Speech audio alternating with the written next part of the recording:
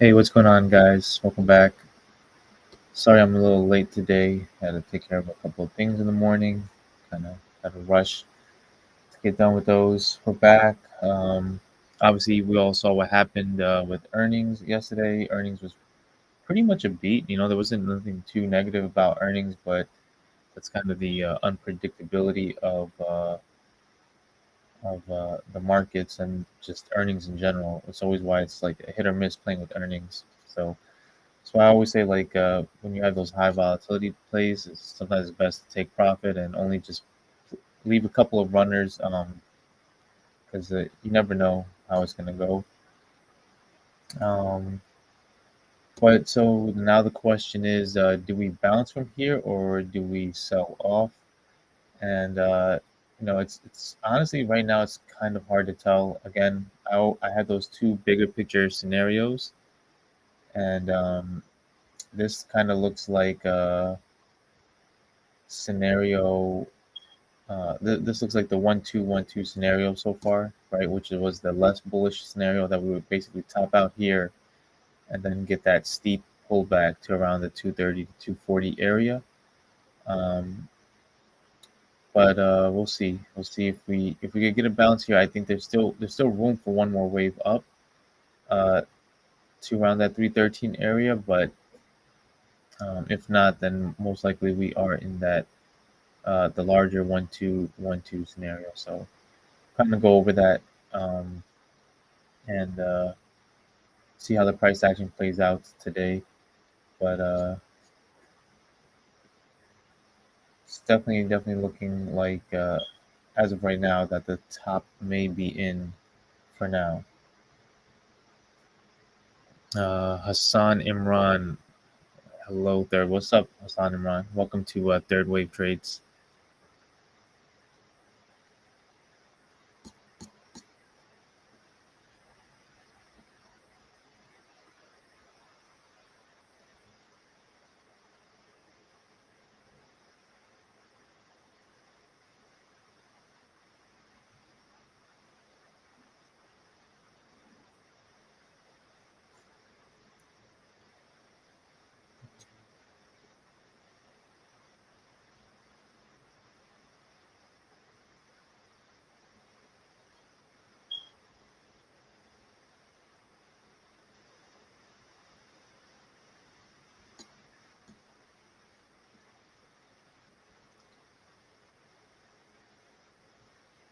What did you guys think about the earnings and how the price is reacting to it?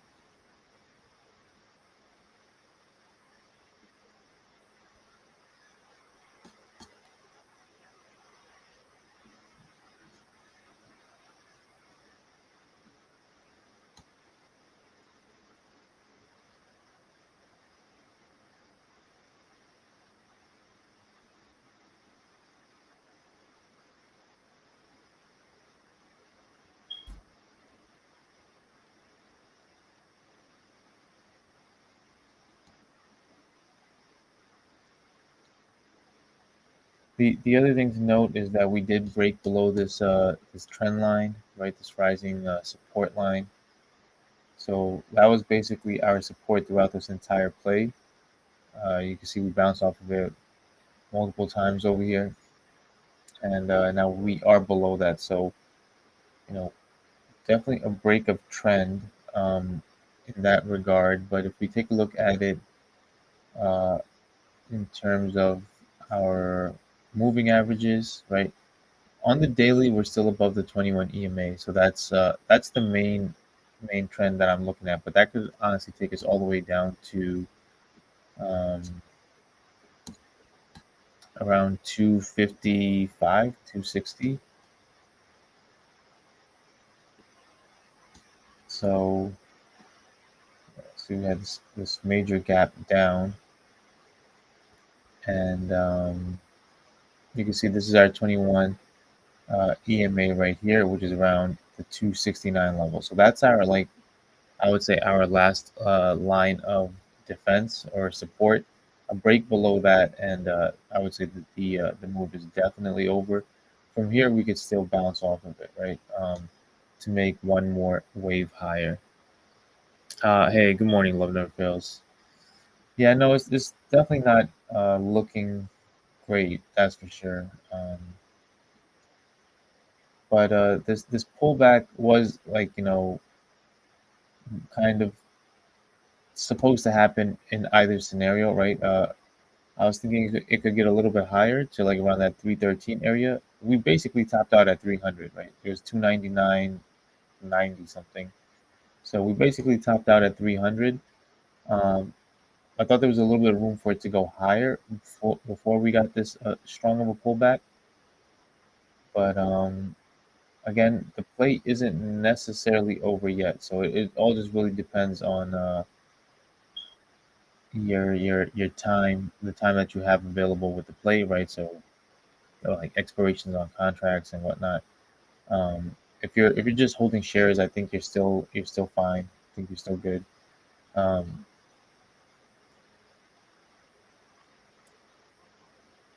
because like I said, a break below the 21 EMA, and then most likely we are playing out that 1-2-1-2 scenario, which is that instead of this being a third wave, it's actually a nested 1-2, right? So you have 1-2-1-2, where we come a little bit lower, and then you get a strong third wave move. So we'll see.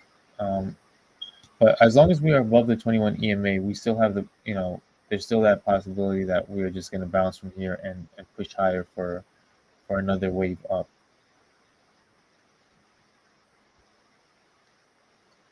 So that would basically be around, I think, 270, 269, 270.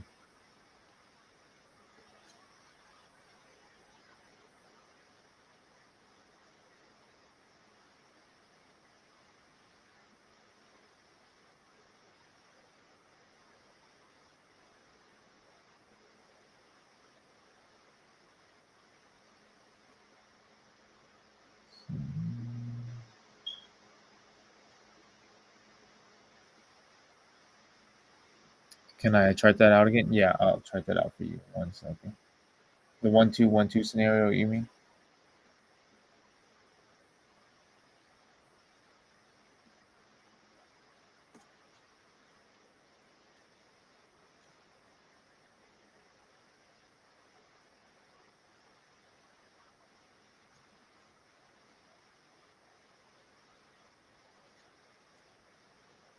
I'm just trying to figure out what sort of correction is happening here, because if we could understand the correction, we could understand what the next move is up, what the next move coming is. So if this were an A, B, C, then that could have been the entire correction, and we could have got like a 1-2 and a move higher right here, right? But now it looks like that the correction is taking place in like five waves, right? So say 1, 2, 3, 4, 5, because we just broke below this. So if that's the case, then we could still get a move up from here, because a five-wave move is never, by itself. So we could see a three-wave move up now. It won't break those highs, but five-wave move down, three-wave move up, and then another five-wave move down, right? So you can see something like that playing out at the moment.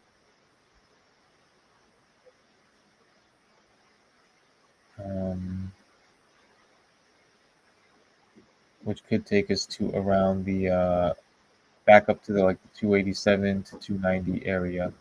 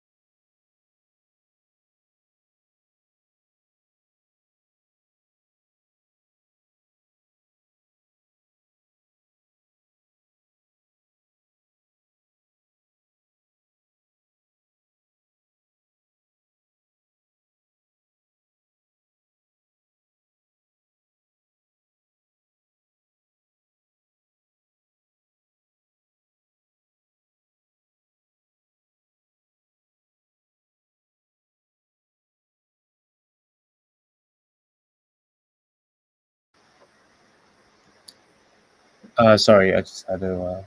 My wife just was asking something.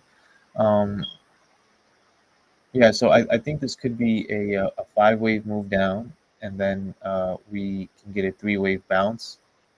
Uh, that could bring us around to this 290 level, and then we'll probably get another five wave down. That would be a zigzag correction. Um, the other possibility is that we could just see a seven wave move down, right from where we are right now. So we kind of just have to let this correction play out and let us know what it's doing, so this way we can figure out the next move. But in terms of if this is the top, and then very likely we are in the 1-2-1-2 situation. So what that would look like is essentially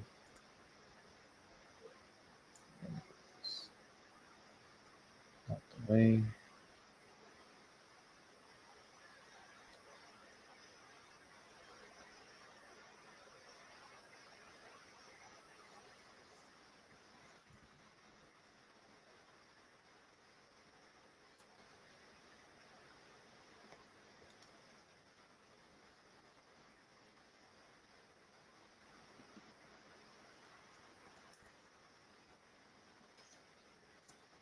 Really, it's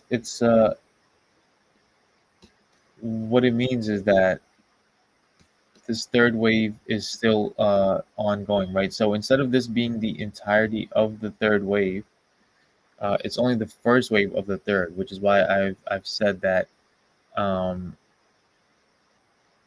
it's actually a more bullish move in the long term. But in the short term, we would see a deeper retracement, right? So basically, you have your 1-2, 1-2, and then you get a massive third wave move, right? So I the long term, it doesn't change much. I still think we're going a lot higher, but for the short term, what it does mean is that we are going to get a deeper retracement as of right now. So that's it's kind of what we're looking at.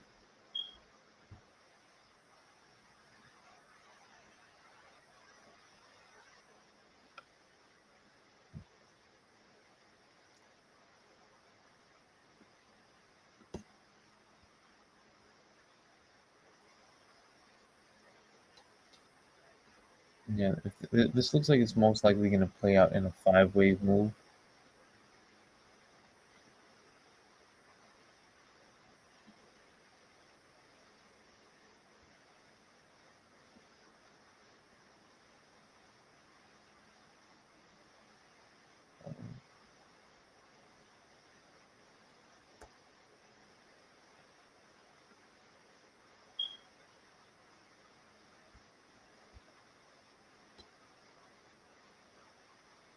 Is that in one day or over the next few days? Oh, that's over the next few days. That pullback is gonna take a while.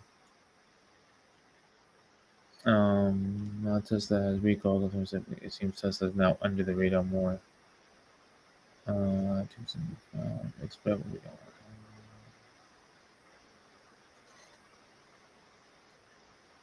Yeah, I think we're definitely going back to our 21 EMA, and we'll see how we react over there. If we can bounce off of our 21 EMA, the trend continues, and if we can't, then most likely we are headed for this 1-2-1-2 situation, in my opinion.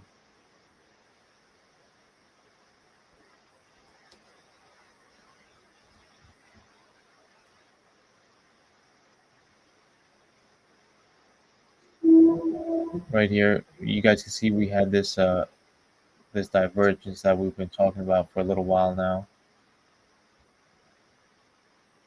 Right, so we have higher highs in the price action, lower highs in the RSI.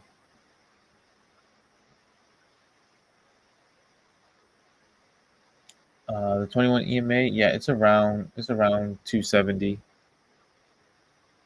So that's really what we're going to test right now. The below that we have our 50 EMA, which is around 240, which is also around this gap fill. So that's kind of like where I'm expecting this 1-2-1-2 to play out. Should you sell your shares? Hi, Zach. Welcome to Third Wave Trades.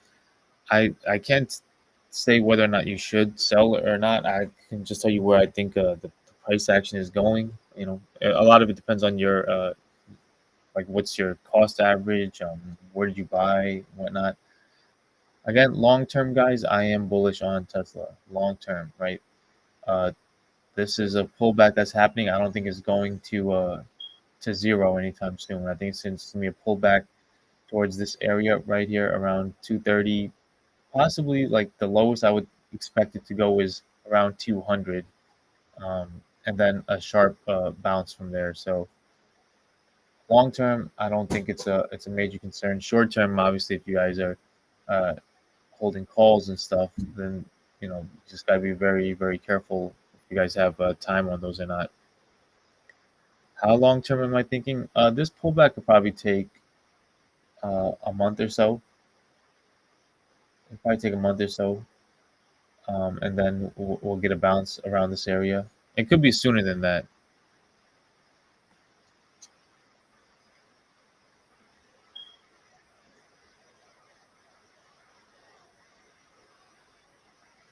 Yeah, exactly, Yelton. It depends on like what your cost average is, and you know if you bought at a good price and you want to secure some profit, then yeah, sure.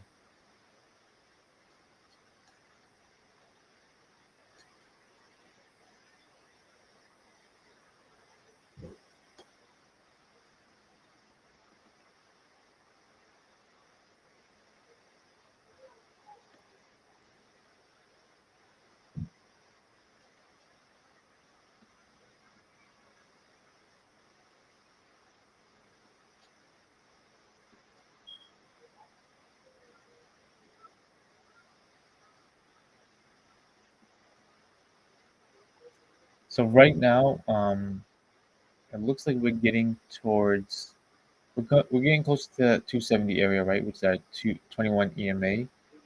On a smaller time frame on the 5 minute chart, we can see we basically are in this oversold area on the RSI. So I would expect a bounce soon, somewhere around here. Even if we are going to drop to those levels around 240 or whatever, I don't think we're going to go there in a straight line.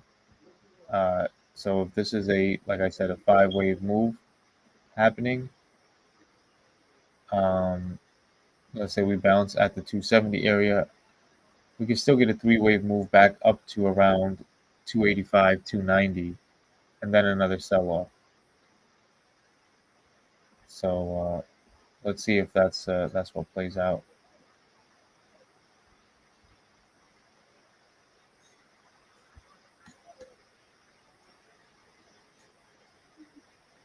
See over here, we're kind of oversold for the moment, so possibly we get some buyers to come in.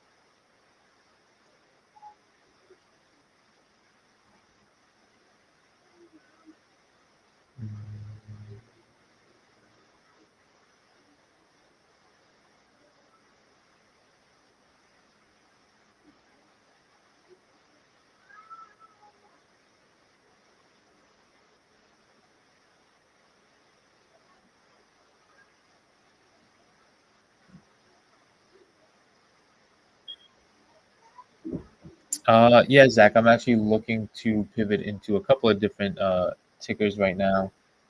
We'll see how the market bounces, but I think Neo is one that I'm looking at. Palantir is one that I'm looking at. But I think you're going to see a couple of pullbacks and retracements in a lot of stocks right now. Um, especially in the tech stocks, you'll see some pullback and some retracement, and then they should all rally again. But Neo is one I'm looking at. Mara and Riot. Uh, as they're tied to crypto, um, a firm upstart, uh, Palantir, like I said, uh, Rivian possibly. So there's definitely a couple of stocks that I'm looking at that I'm going to probably pivot into. I pretty much was done with my Tesla position. I was waiting to see if we could get to that 313, um, but yeah, I'm pretty much done with the Tesla trade. The Tesla trade we've been watching since it was down at like around 150, 160, and it had a good run. It may be doing this pullback, but again, guys, the Tesla play like for the year is not done in my opinion, right? So what I personally think, guys, is that this is actually short term. It sucks, I guess, right? You know, if you're a Tesla bull, but long term, it's a better situation if we do end up doing this 1-2-1-2 situation.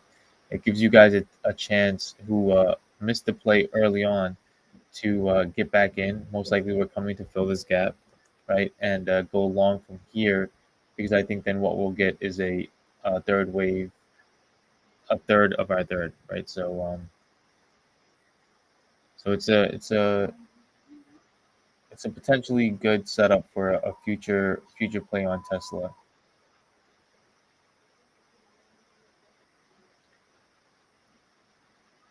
Did I get completely out of my Tesla trade position? Honestly, I have a couple of contracts still left that don't expire till the end of August.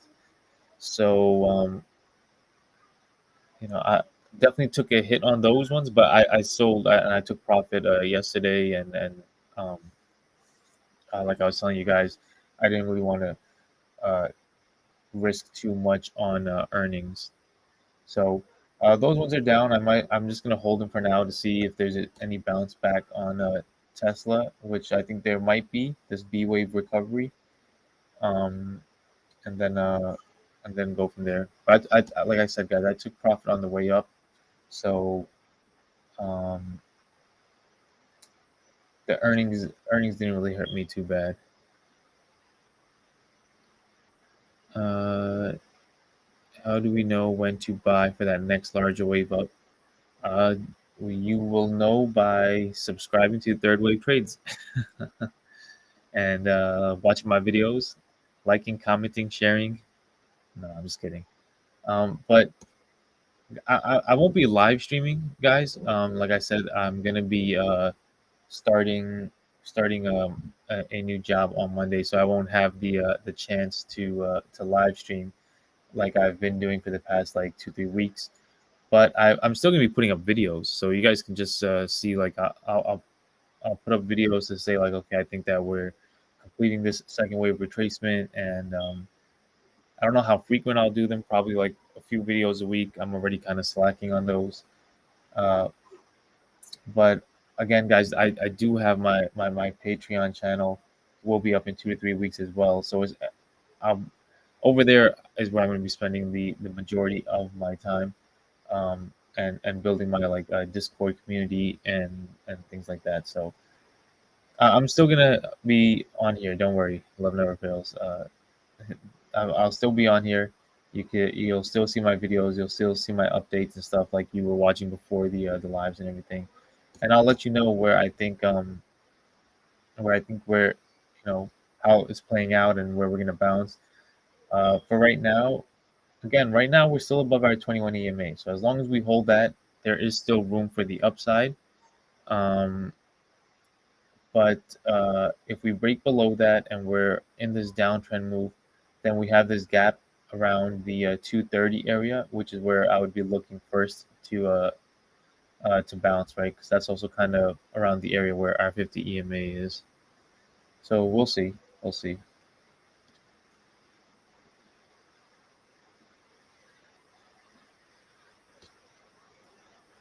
Hey, good morning, Sunny Ann.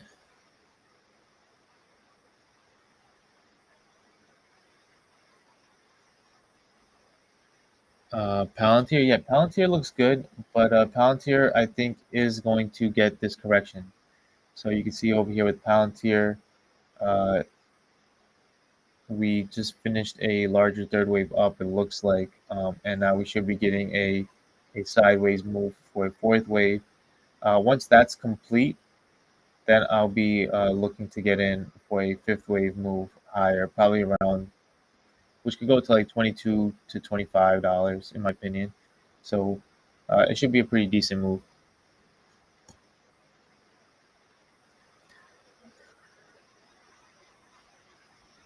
That whole Elon yesterday was a bit under. Yeah, I agree. He definitely wasn't. I mean, he's definitely not the best public speaker, I guess. And it's not honestly that anything that he said was too bearish. It's just that's why I say, guys, like earnings and news and all these catalysts are tough because it's not really what the news is. It's not what the catalysts are. It's how the market reacts to it, right? And that's unpredictable, and you can't predict it. The only way that you can see how the market is going to react to something is by the price action itself, which is why, as a technical analyst, that's all we really look at is just the price action. The price action will tell you how the market reacts to the news. I don't know if you guys saw, but okay, so the price action is down, right? But if you go and take a look at the news, we had two pretty big upgrades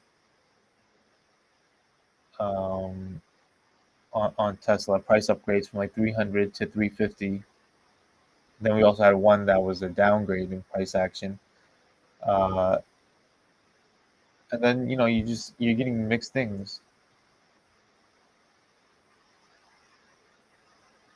You're getting mixed signals. So I don't know where they are right now, but uh,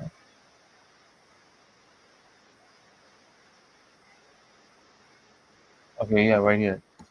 So Mizuho Securities adjusts Tesla price target to 330 from 300, maintains buy rating.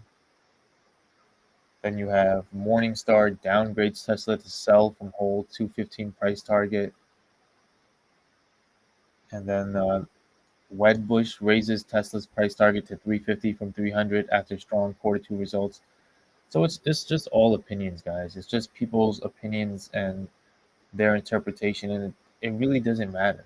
It honestly doesn't matter in the grand scheme of things. What really matters is the price action, is the technicals, in my opinion. So that's what I look at. Price action is king, in my opinion.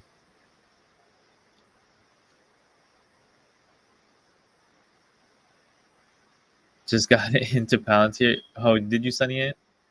Oh man, I was. But I mean, I could be wrong. I haven't like analyzed it too closely, but I do think that. And here, Sunny Ann, I just want you to see this. So clearly over here, right, we have this same thing. We have the divergence, right? We have the higher highs in our price action. We have lower highs in our RSI.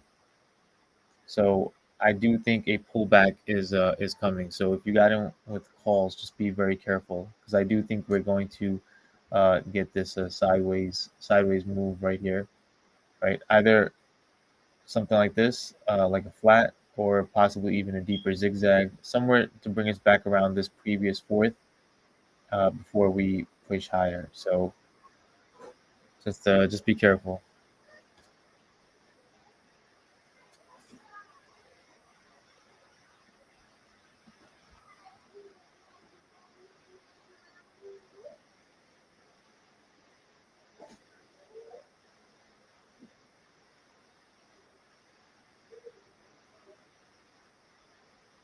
Elon should take some public speaking lessons from the video CEO. Yeah, right. Right now, any price upgrades on Tesla seem like a gray area of well, maybe 2 years down the road, but this license is going to be big for a great time.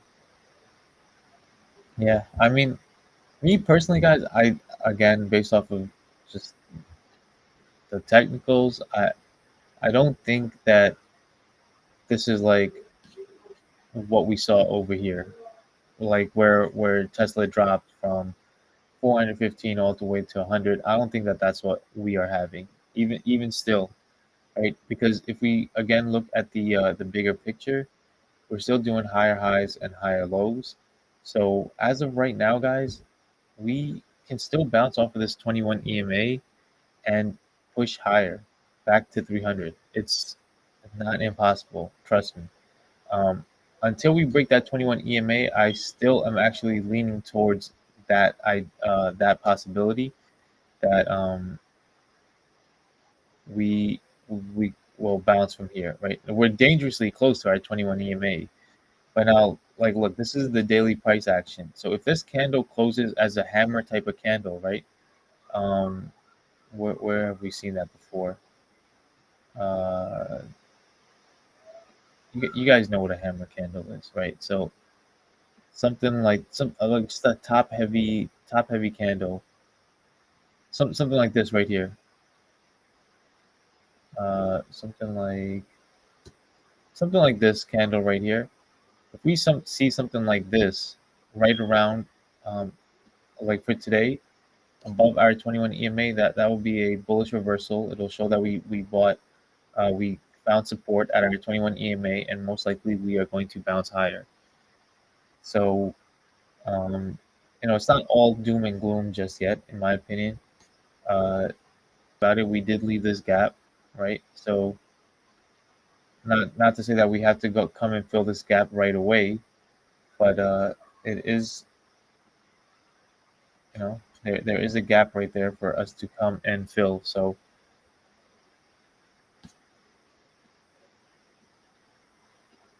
as long as we stay above this line right here, this 21 EMA, which is around 270, we could bounce from over here and push a little higher and still get to that 313 area. Now, if we break that, then very likely we are headed to this gap over here,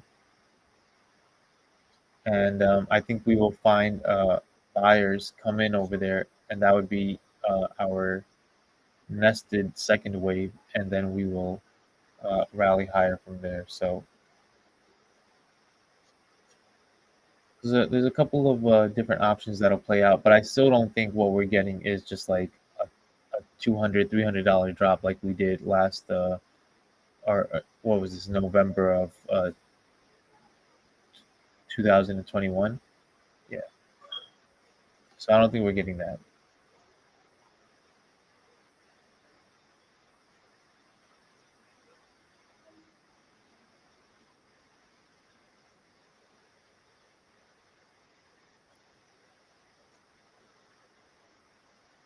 Leaps until January 2025. Media analyst comments in the public need to be addressed with truth rates affecting price. I know this real speech will really come up. How many times have we seen? Yeah, I mean that's a bigger conversation. That's like I just don't see anybody changing that anytime soon.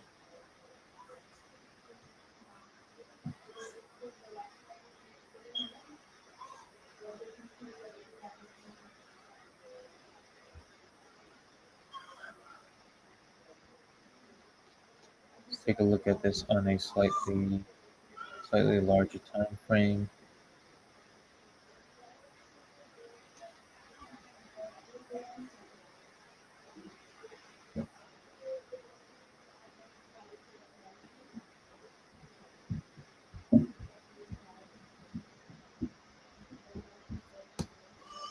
So I'm gonna just put a line of support around 270 because that's our 21 daily EMA.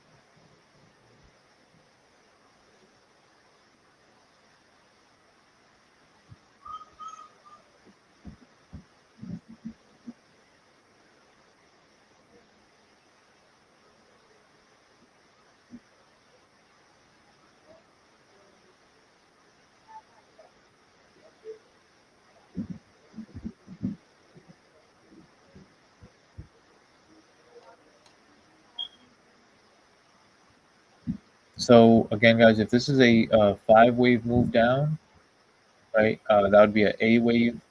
We're looking for a three wave move up. Then could bring us back towards that 290 area, and then another five wave move down. That will probably take us back down to like 260 ish. That's one scenario for a larger fourth wave. Or the other possibility is that if we see this move down in seven waves, um, that could be the entire correction, right? Because then it would basically just be a WXY type of scenario. So you have ABC, WX, ABCY. So if we get like a seven wave move as well, that could be the entire correction, and we could just go higher from there. So just have to wait to see how this thing finishes playing out.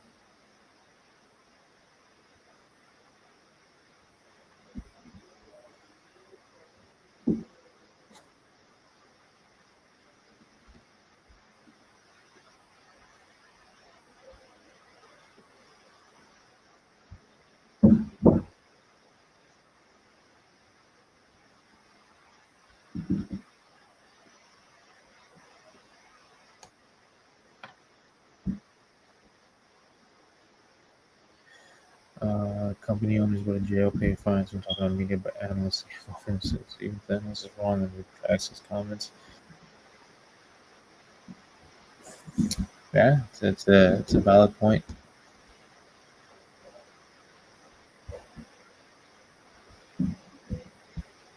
Let's take a look at the SPY and the triple Q.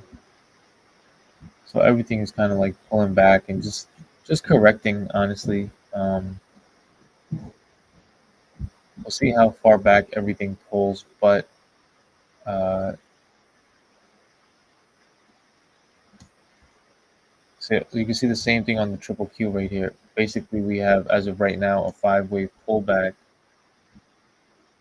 One, two, three, four, five. So we should get a three wave move up and then another five wave move down. Right, that would be our ABC zigzag. Or we could just get a seven wave move down right here,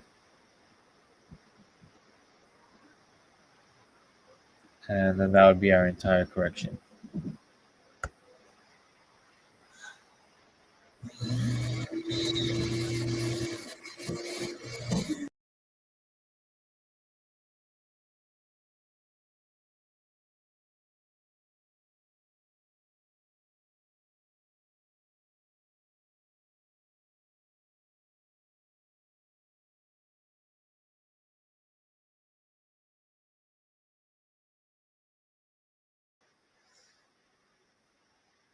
Hey guys, I'll be right back. Just gonna go grab myself a cup of coffee really quick. We're at 272, guys.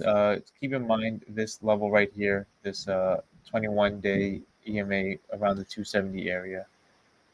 So a break below that, it's not looking good. It's looking more bearish. If we could bounce and we could hold that level, uh, we could uh, we could still pull back to like around 290 in the coming week or so. All right, I'll be back in like 5 minutes.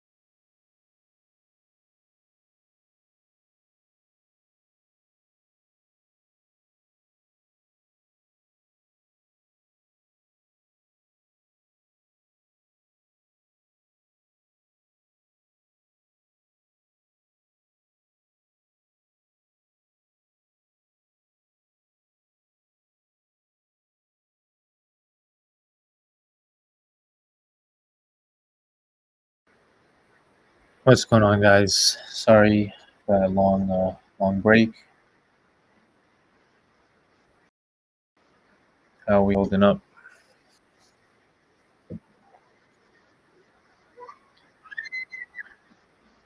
Looks like we bounced around 269.50, right around the 21 EMA. But short term, we're still below our 5 and our 9 EMAs. So I'd like to see us get above that. I'd like to see the RSI pick back up above the 50. So this way we could get at least a short term rally to get back to like that 275 to 276 area.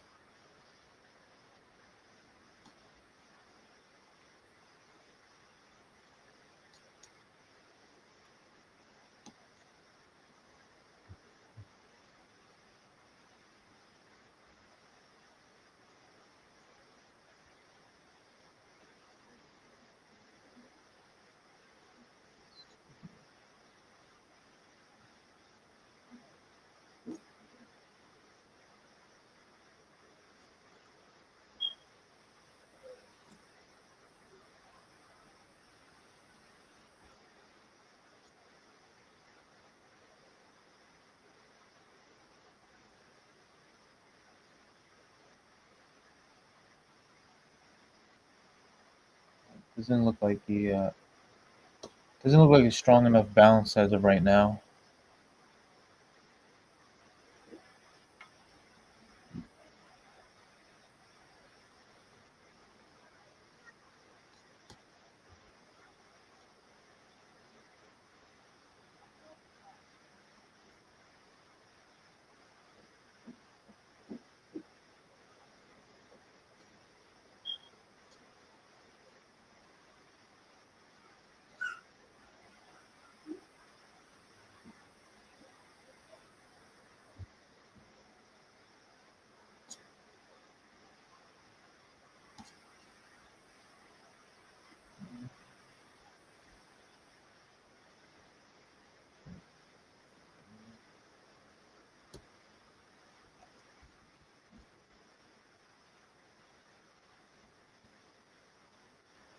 What's the wave count looking like? That's a good question. So on the smaller time frame,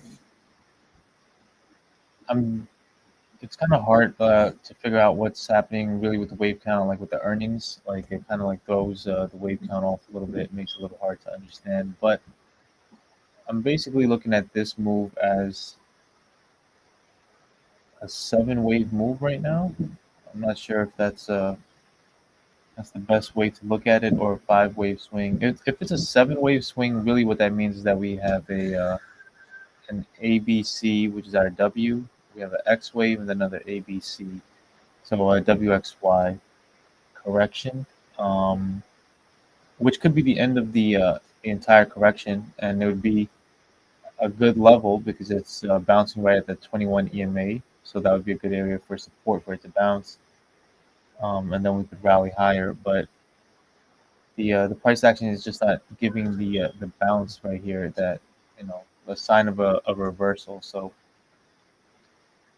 the other possibility is that this is not really a 7 wave count, but like I said, just a 5 wave count, um, which would still be good a short term, because then you would get a after a 5 wave move, you would get a 3 wave move up. It wouldn't break this high, but it could get us back up to around 280, 285, and then we'll get another 5 wave down, 5 wave move down. So um, question is just, what is this exact wave count? I could also probably take this wave count as a 3 wave count. At the moment, it's really not clear. So I'm trying to like look at different time frames to see uh, if there's a better way to count this. This is going down to the 1 minute.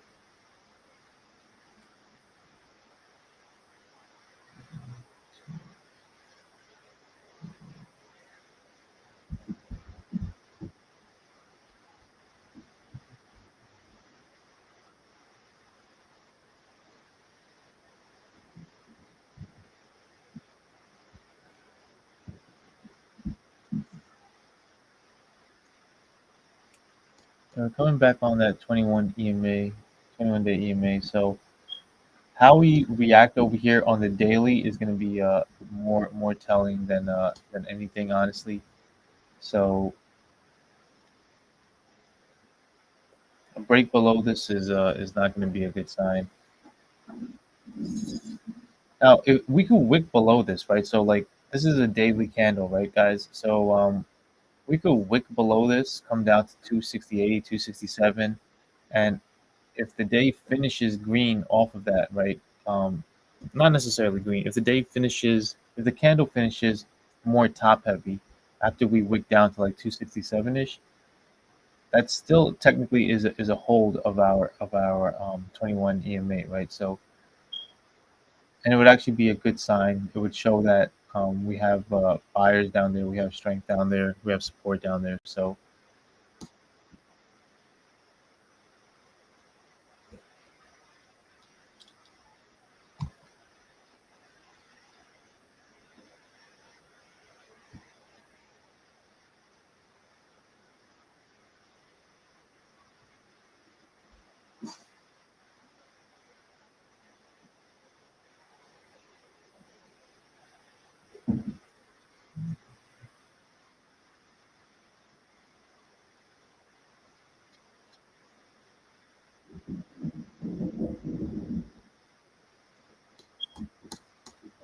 back to a 5 minute chart here.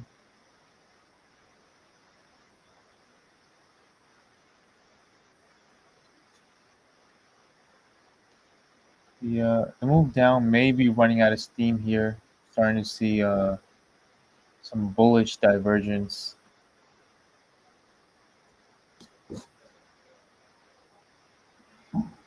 Right, so that's when you're getting lower lows on price action, but you're getting higher highs on your oscillators, right? So like your RSI, slightly higher highs over here. So it might be a nice bounce somewhere around this area. Also, that would be forming a little bit of a on a very small scale, be forming a bit of a double bottom.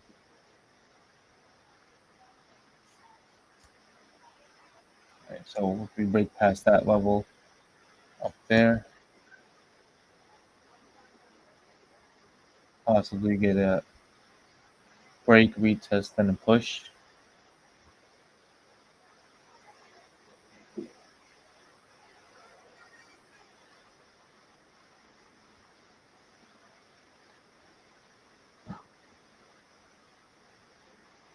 Getting a crossover on our minute EMAs.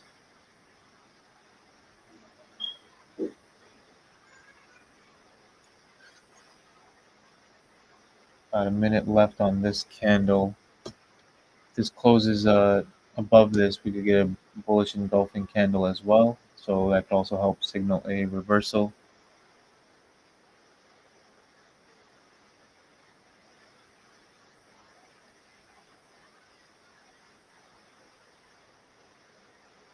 And then it would be the first time that we could get above our EMAs for the day.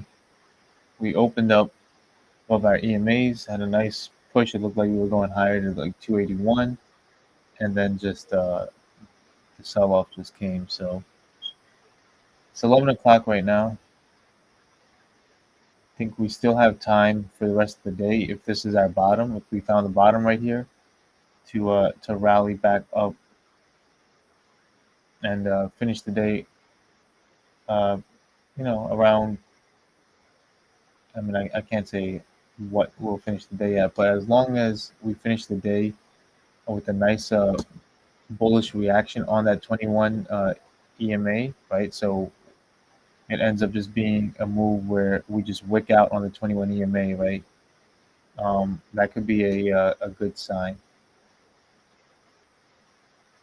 So there's our 21 EMA. You can see the wick is there right now, so we wicked off of it. If we could just finish top heavy right here, right, with a long wick over here, it could show selling exhaustion support. and bouncing off of that 21 EMA, which could be good for tomorrow's move.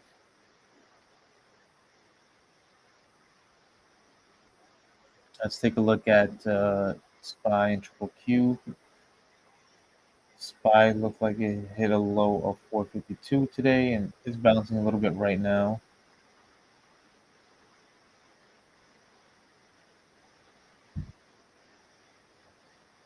Um, triple Q, triple Q as well.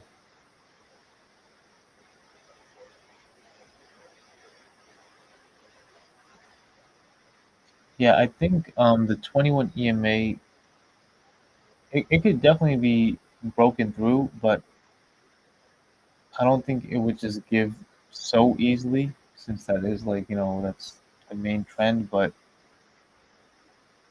I think it'll fight a little bit.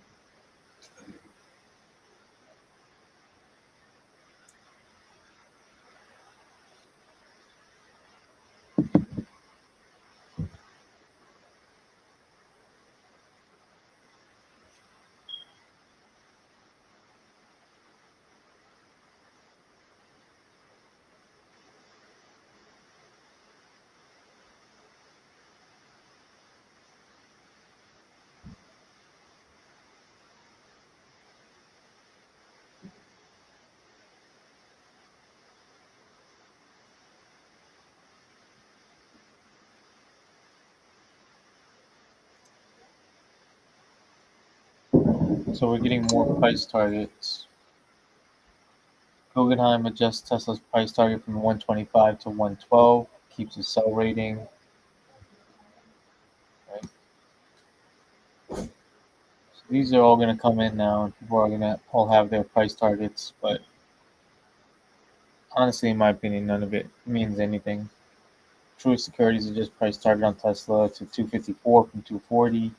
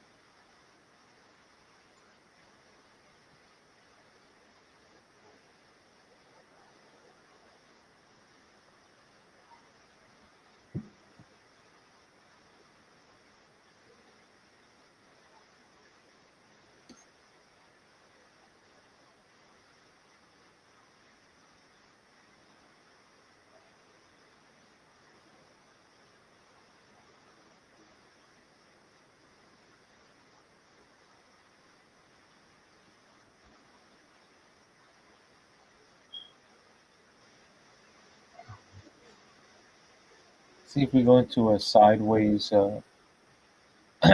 range trading for a little bit above our 21 EMA, right above this 270 area, kind of like form a little bit of a base.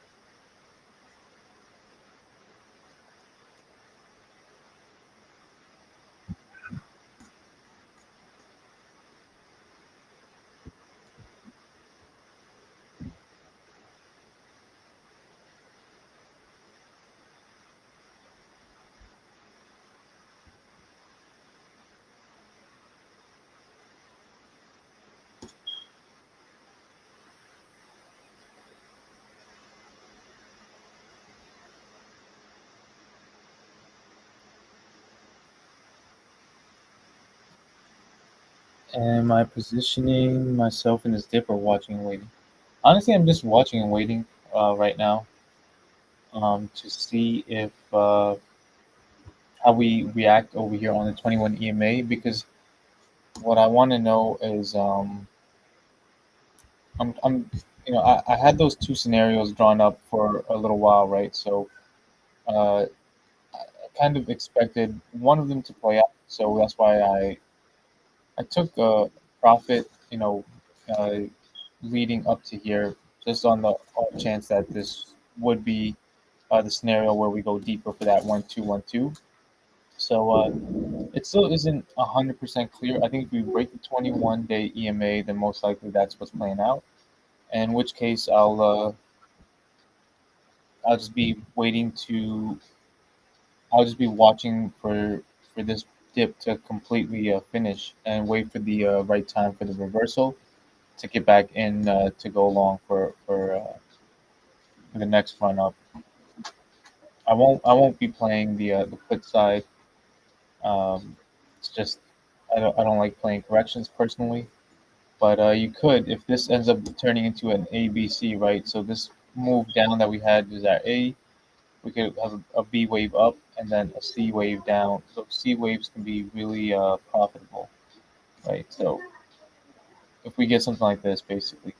Now, there is the possibility that, um, like I said, so if this is the A wave down, that we get a B wave up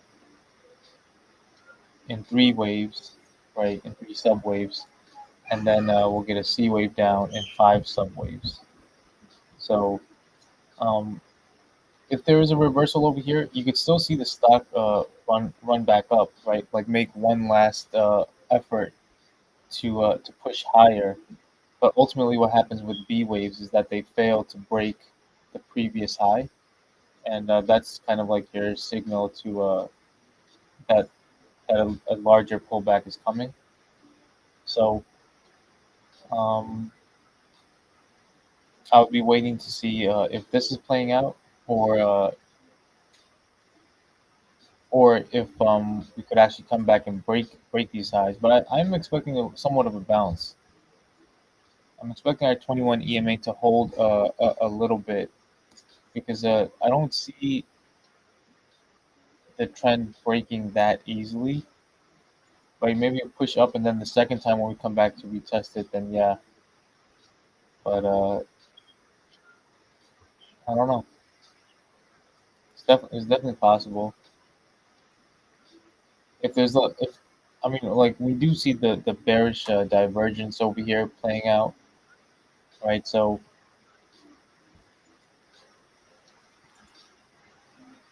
more than likely, I think we are getting this 1-2-1-2 scenario. But even if we do, I still think that we'll get a push up a little bit before we pull back more.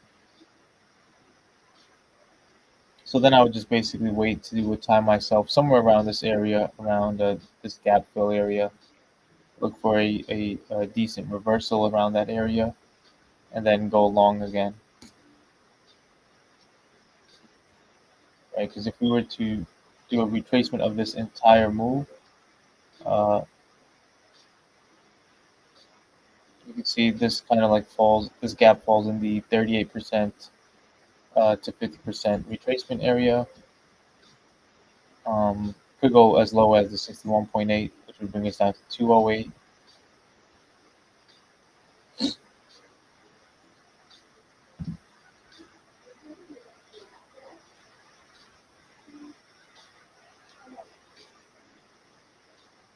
So yeah, it's kind of what I'm looking at.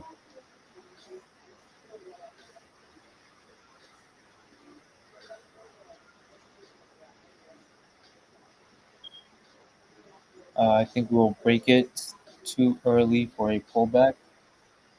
I mean, it's a $20 drop, Edwin, and a $20 drop based on what really, right? Other than you know, I don't think there's anything that anybody can really pinpoint to specifically in the call yesterday that was overtly bearish. Um, that's why you still have different analysts coming out now with some are giving it price target upgrades and some are giving it downgrades. I think it's just a little bit of you know buying exhaustion right now. We hit a key psychological level, which was essentially $300, right where we pulled back at, and there's some profit taking, and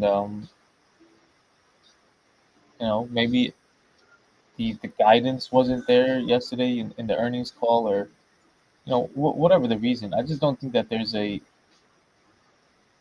um,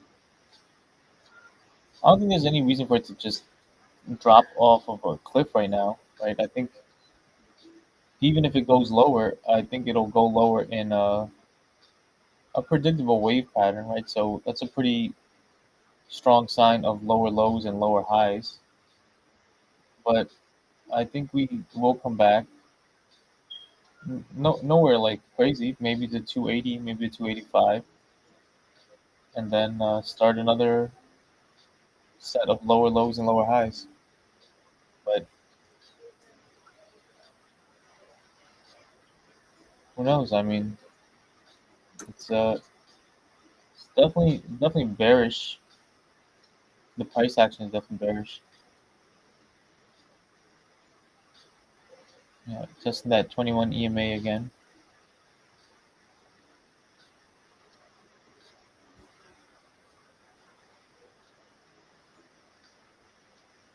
And this gap that we left over here, I think we will come back to fill this. So even if we drop back down to fill this gap that we left on the way up, I think we'll find a bounce somewhere around here and then come back to fill this gap.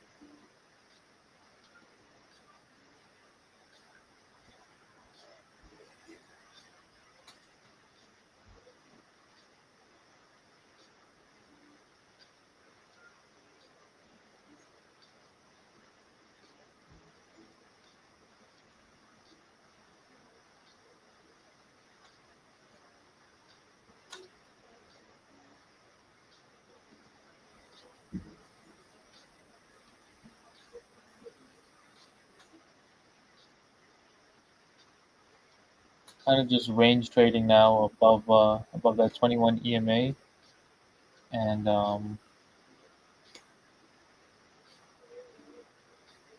we'll see if we break out.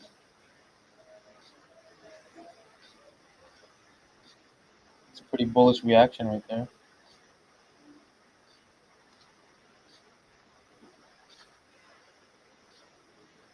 Strong wick move.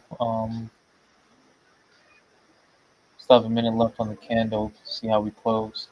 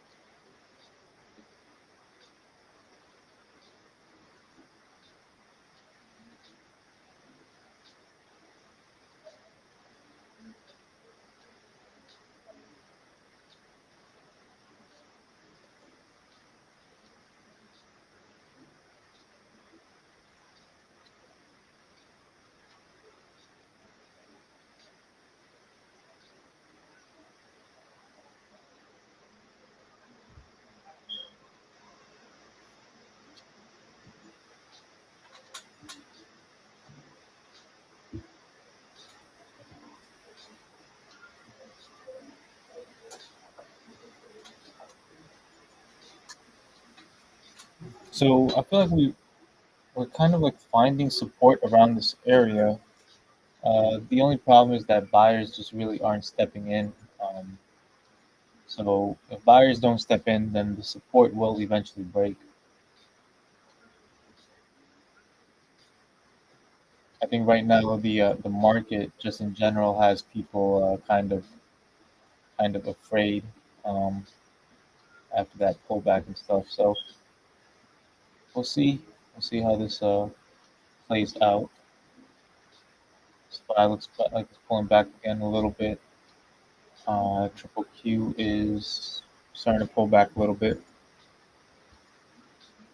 You can see it breaking soon. Yeah, if buyers don't step in, it won't hold. Like it's holding for now, but you would figure that you know buyers would step in. This is a pretty low price considering we were just at 299 yesterday. But again, if buyers are spooked right now, they're not going to step in, and then the support will eventually give way.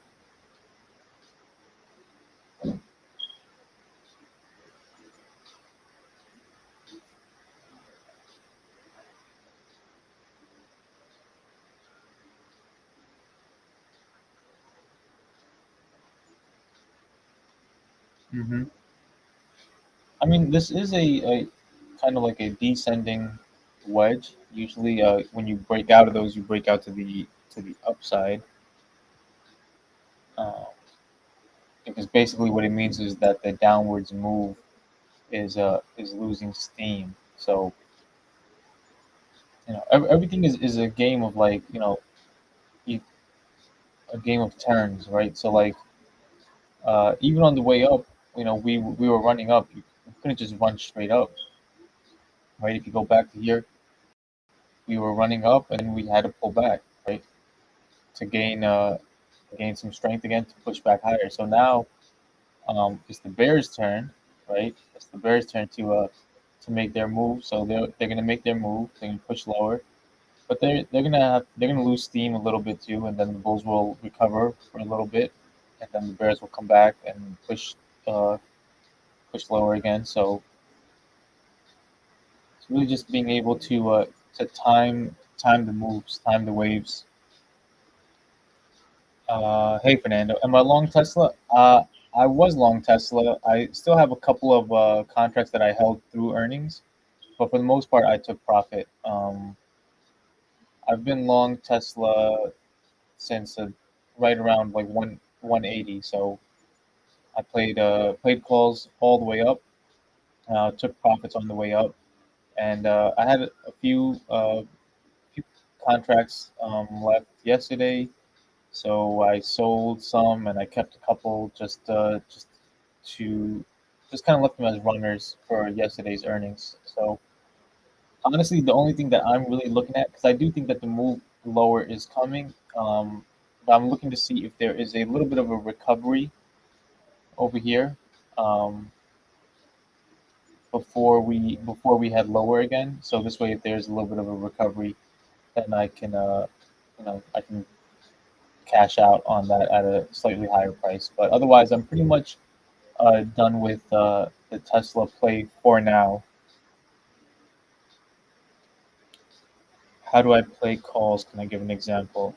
Um, do you mean like what is my strategy on playing calls, or do you mean like just how calls and puts work in general?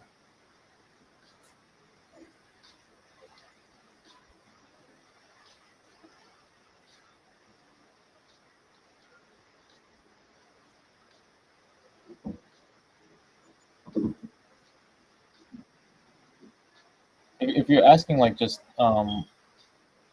how to like how options work in general, I mean I can give you a kind of like a shorthand answer, but it's pretty complicated and it's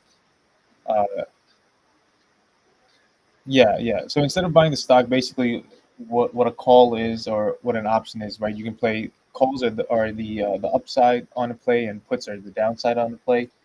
And essentially, what you're doing is you're paying for a contract uh, that essentially gives you the right to purchase shares at a particular price in the future.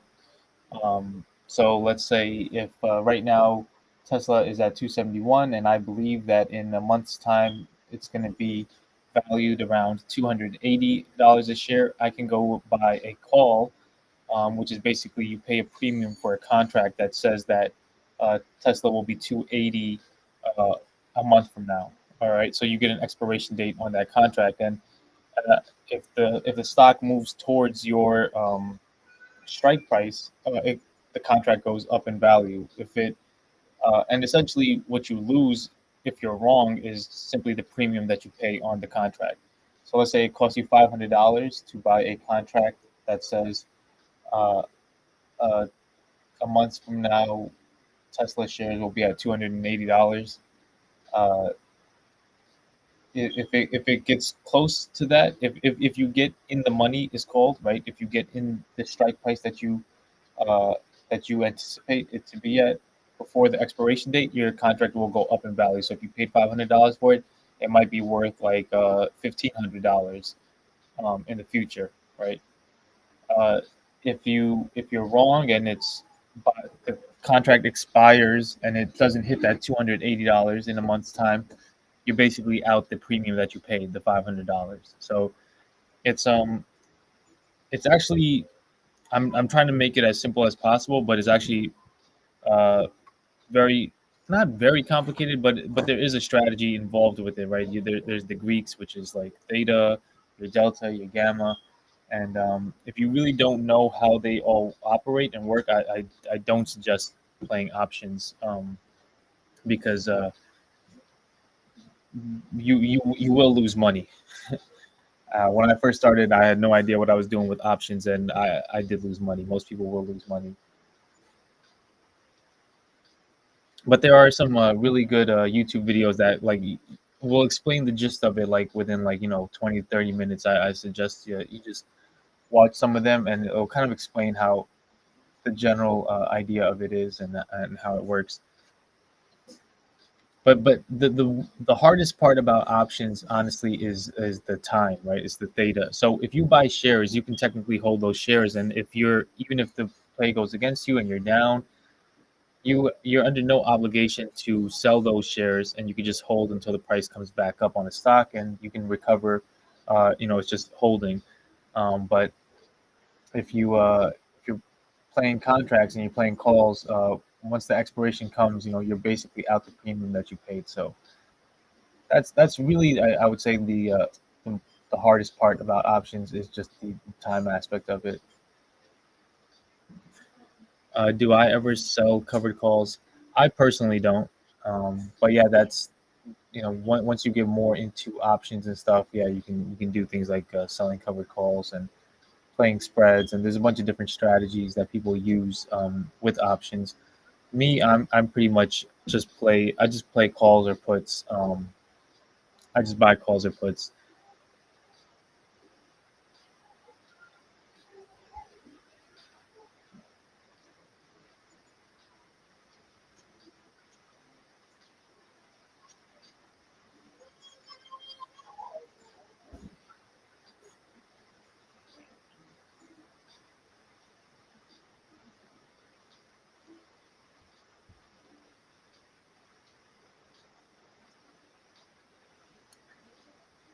Yeah, no problem.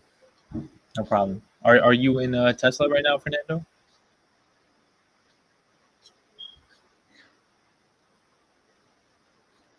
We've basically been watching the play together kind of like as a community for I would say like the past 2 or 3 weeks on these live streams, and I would say we had a pretty good run at it. Um, it looks like the move is starting to pull back, which we kind of anticipated.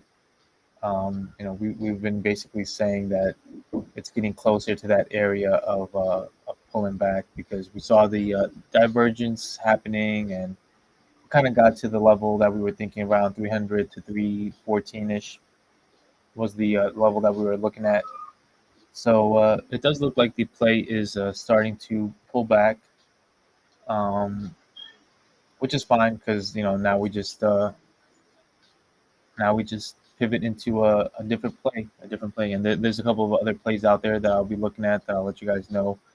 um, you know, on my channel if you guys are interested in joining me on Patreon to like trade and stuff. Like I will be doing that, but I'll also be posting on YouTube just my, my analyses and my price targets of certain stocks and stuff.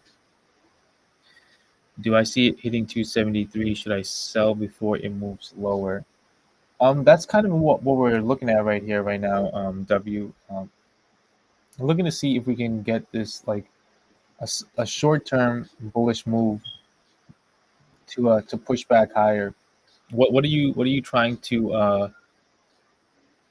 what are you selling exactly? You want it to hit 273? I think 273 is definitely attainable. Right now, we're getting a little bit of a push. We're back above our 5 and our 9 EMAs. The volume is not really there, but the RSI looks like it's kind of headed towards a bullish direction, right? So we saw the bullish divergence playing out over here. We kind of consolidated, formed a little bit of a base. If we can break out of this base and if the volume can kick in, I think we can make a nice a nice push back up to like the 273 to 275 area, right? So we want to see this come back above 50, and we want to see the volume kick in a little bit. Right now, the volume is very low, um, and we're looking like we're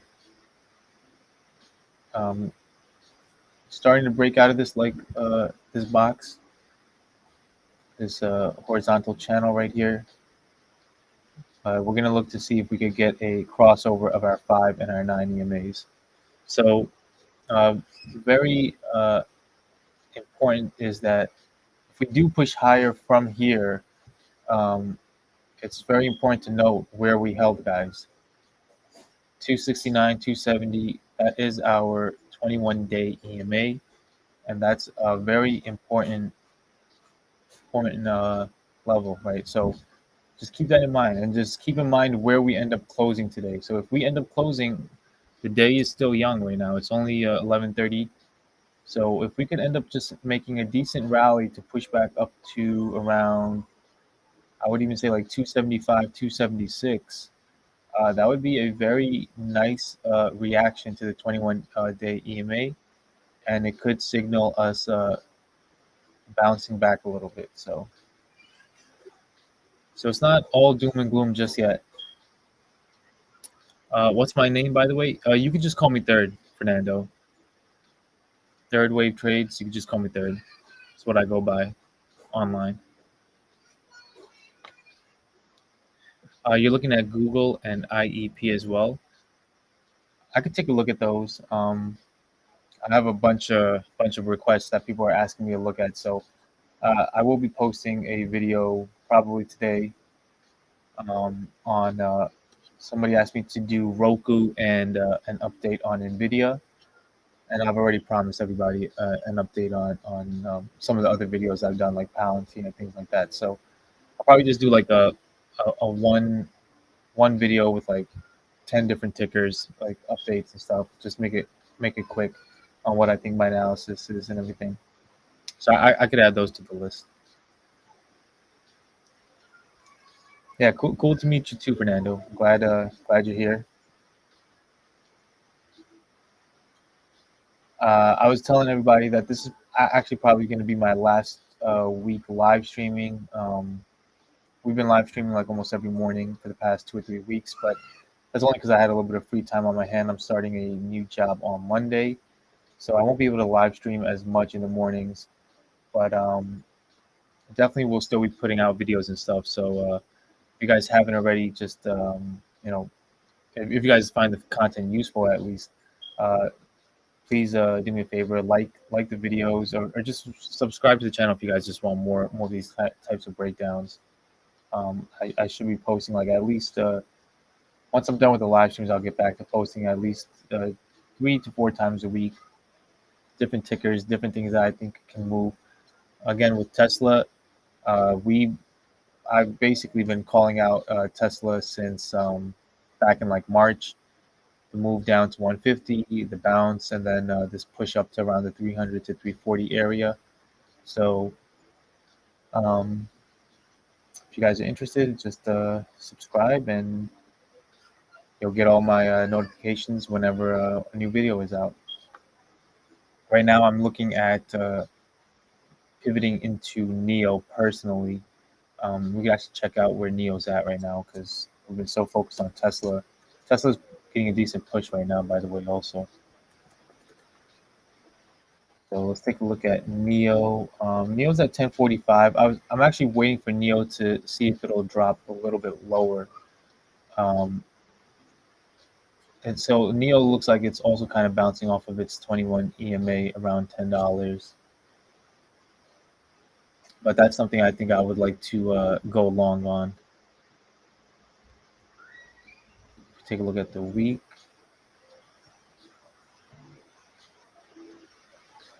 There is a one last sign I'm waiting for Neo. Like Neo looks like it's pretty good, like in terms of its Elliott wave and everything, and then in terms of it broke out of its 30-week moving average. It's above 50 on the RSI. The only thing that's kind of like missing for me is a break above the zero on the Mansfield Relative Strength Index. I think I would like to see that as a final confirmation for this move. And then it should be a nice swing play, I think, probably even up to like the 14 to, I would say like the 14 to $18 range.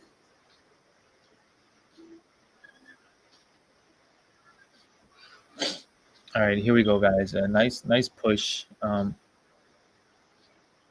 Is there good support at the 270 for Tesla? Yeah, so I mean, that was basically our last line of defense. That was our last level of support, really. So, and it did hold so far. It's not to say that it can't be broken later on, but that 270 area really is on our daily, our 21 moving average, right? 21 day exponential moving average.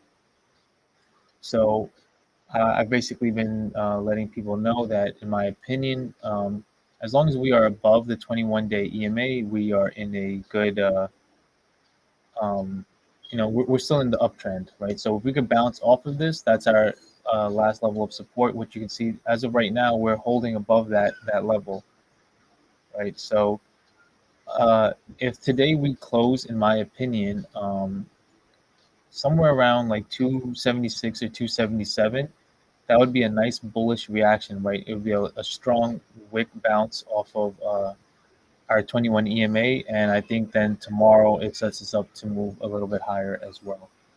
So right now we're at 273. We were able to hold that 269, 270 area, and we kind of consolidated right above it. Got the breakout, broke out of this kind of descending wedge right here. RSI is pushing back above 50 right now. We got the crossover on our 5 and 9 EMAs. So all good short-term signals for us to move higher a little bit. Again, this is short-term because it's only a 5-minute chart, so it could give us a little bit of a bounce right here. W, you were asking if it could hit 273. We're at 273 right now, so if that's the move that you were looking for, there it is.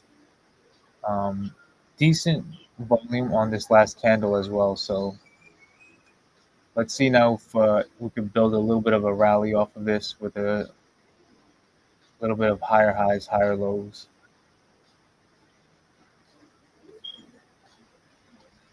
Let's see if the market is rebounding as well.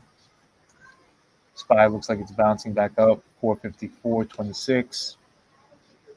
Triple Q at 381. Let's see. We'll see if this bottom is in right now.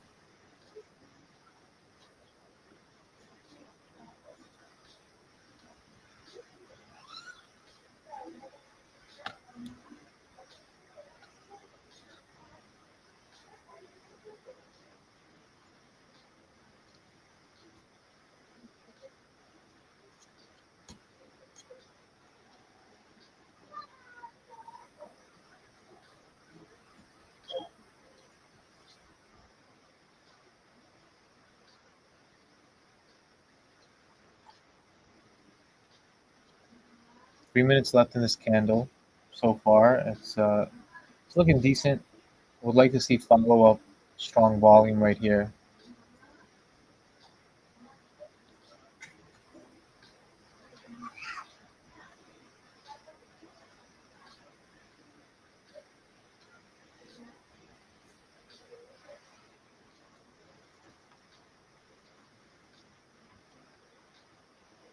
So the first thing that I would be looking at is if we do bounce right here, are we bouncing as a B wave, or right as a B wave up, and then we're gonna get a stronger pullback lower to that like 260 area, or um, do we have one more rally in us to take out this high and head towards that 313 area? So I think that's kind of that's technically still in play. I don't think probability wise, I don't think it's the most probable. I think this is a more probable scenario that we end up getting some sort of a B wave recovery, which brings us around 285, and then we get a C wave down.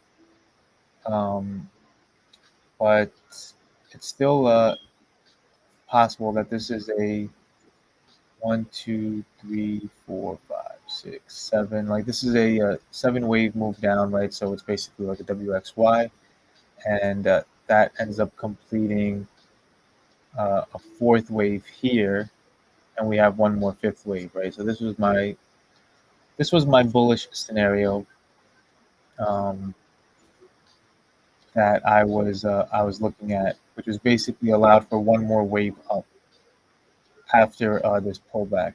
The bearish scenario was that the move was done over here, and then we're doing a three wave move down. The bullish scenario is that we have room for one more wave up. So it's all really going to depend on the structure of how this thing moves up from here. So right now it's getting a pretty decent reaction over here.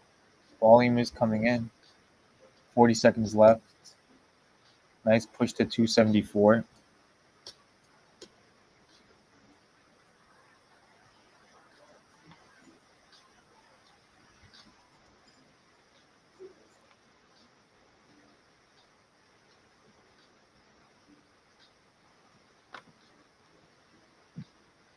Above our EMAs. Let's take a look at it on the 15-minute chart.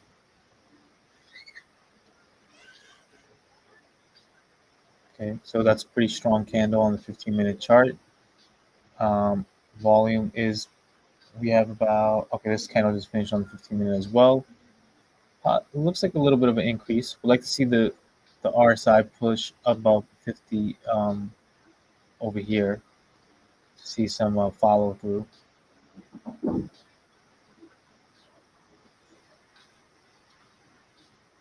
And we'd like to see on the 15-minute us get the crossover on the 5 and the 9 EMA as well, right? Just so we have a little bit more of a sustained rally. If we could do it on a larger time frame, it'll be a more sustained rally than opposed to the 5 minute.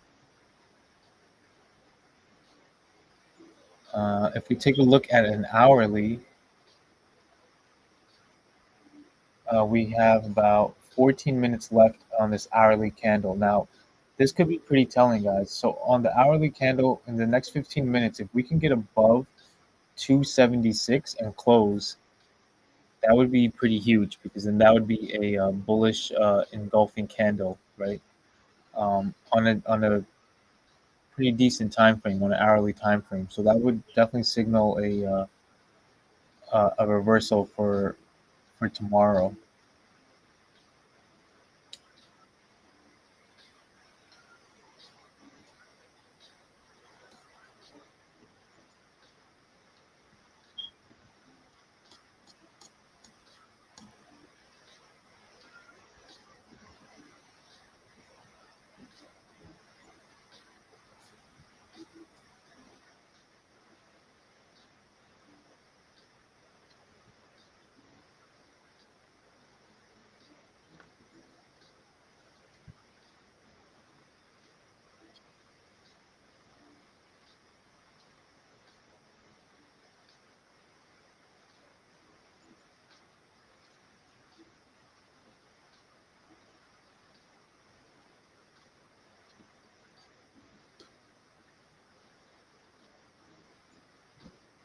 On the short term, to really end this downtrend, you want to see it get above this 274.54.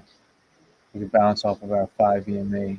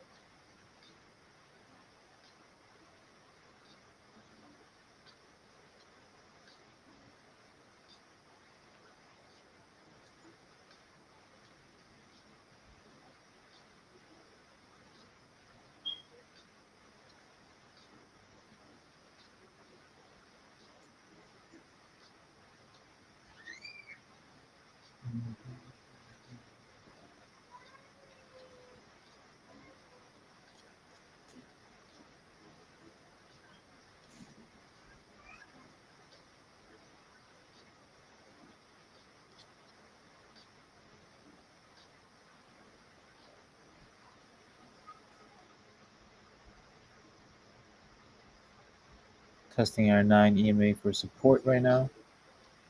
On the 5-minute chart, about a minute and 20 seconds left.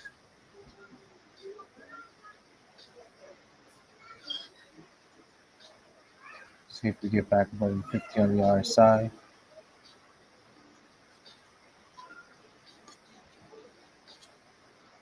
We could hold right here and take out this level. It could possibly be the start of a decent rally back up to like towards 280.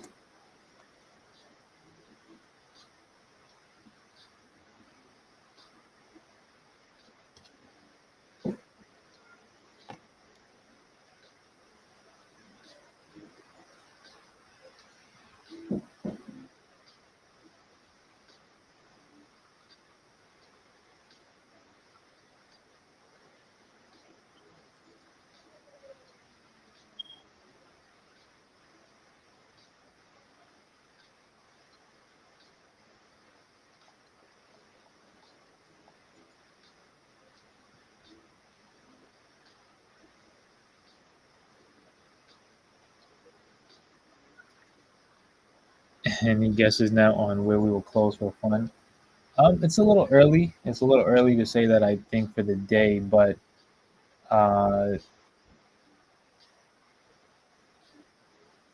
I think we might. I think there's a good chance we close above 275. I don't feel like that's like saying much, but we'll see. I mean, what really matters is just do we close above 270? Honestly, do we continue to hold 270? Because even if we close at 270 again tomorrow, we could open up and we could bounce off of there, right? So 270 is the main focus, and I say that like roughly speaking, because it's really the 21-day EMA. So whether it's 269.50, whether it's 270, um, that's really what matters.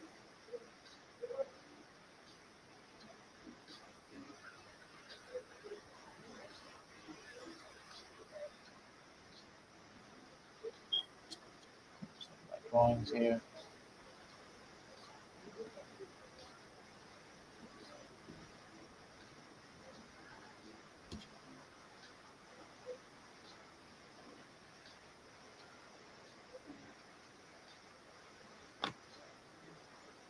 Why? Where do you think it's gonna go? Where do you think it's gonna close low? You think do we hold 270 for the day, or do you think we break it?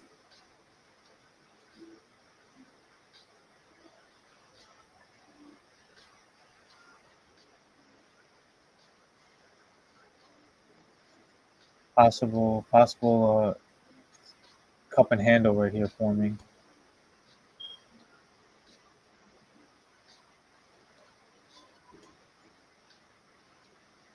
We could get a bounce right here. And that would be a possible cup and handle.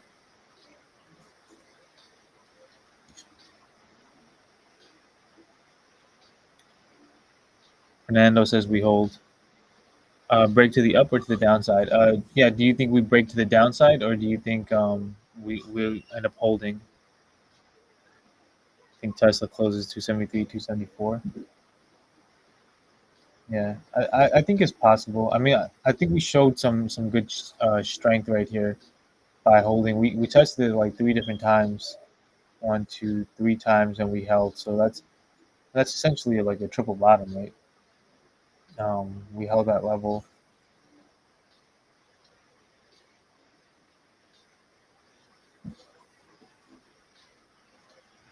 We'll see. I mean, it could just be a pullback on the larger move down.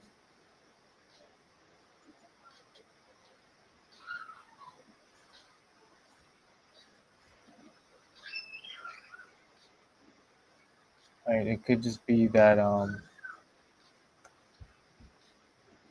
this move up right now to 274 was just a pullback on this larger move down, because until we eliminate this series now of lower lows and lower highs, uh, any move up is just it could just be a pullback on this move further down. So really, what we want to see is, that's what I'm saying. Really, ideally, you want to see a break of 281, but in the short term, you have this high over here around 274.50 that you really want to break. So this way, we can kind of end that series of lower lows, lower highs, and start a new trend of higher highs and higher lows.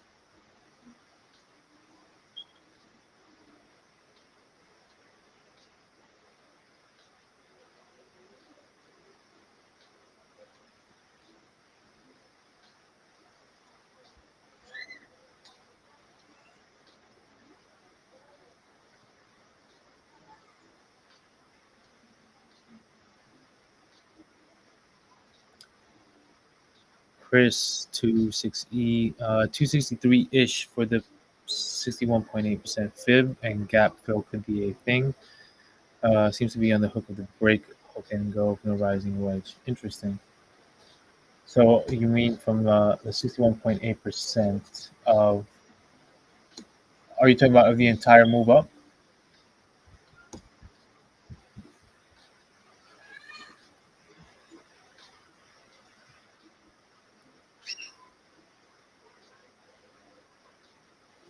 Oh, on the 4 hour.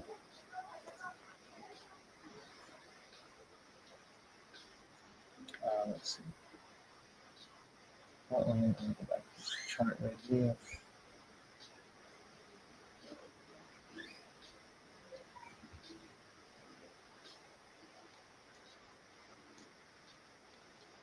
And are you talking about just this move, this recent rally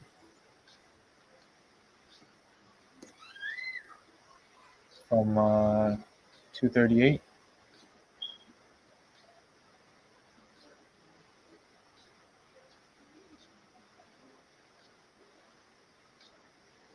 Yeah, I'm assuming that's what you're referring to, was just the beginning of this rally, because that would bring us close to 261, 260, 263 level. Yeah, I mean, definitely possible. Again, the reason why I'm just using this 269, 270 area is because it is our 21-day EMA, and so far I think we're showing a good reaction on it. Um, But yeah, it's definitely susceptible to break. And if the 21-day EMA does break, Chris, what I'm looking at, speaking, with fib levels and everything, is basically that the entire run up is done. Right. So if you break the 21-day EMA, the trend is broken in my eyes, and we are getting a larger pullback of this entire rally that we had, starting all the way back from like 150. So I would use the 61.8 fib level on that, and that could bring us back down to like this range of like this golden pocket between 50% and 61.8% would bring us around the 225 to 61 to 225 to 208 area, um, for a second wave retracement, right? In which case, like I was mentioning earlier, I don't know if you follow Elliott Wave at all, but in Elliott Wave terms, that would basically be a 1, 2, 1, 2 type of situation, and then we will get in a strong third rally after that. So it's kind of how I'm looking at it.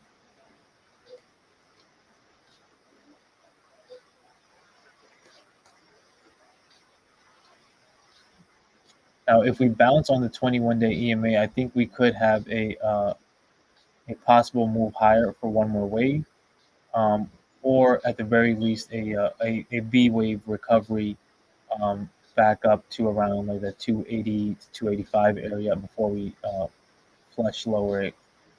But that's kind of like my take. I take your point though. I think there's a very valid point. It definitely could be that breaking hook you're talking about.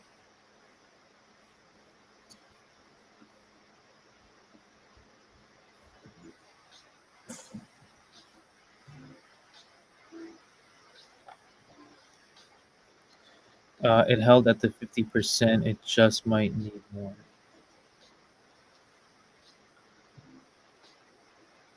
Yeah, I think we're gonna need to see volume come in to get another push up.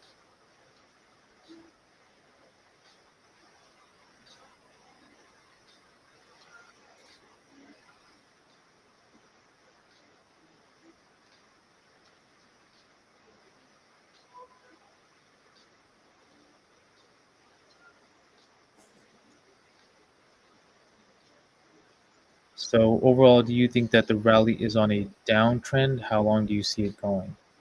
So the I mean, in the immediate term right now, we're definitely in a downtrend, right? Like the short term, the immediate term, this is a definitely a downtrend, lower highs, lower lows. But again, in the bigger picture, right, which is on the daily chart, we are still technically speaking in an uptrend, right? Um,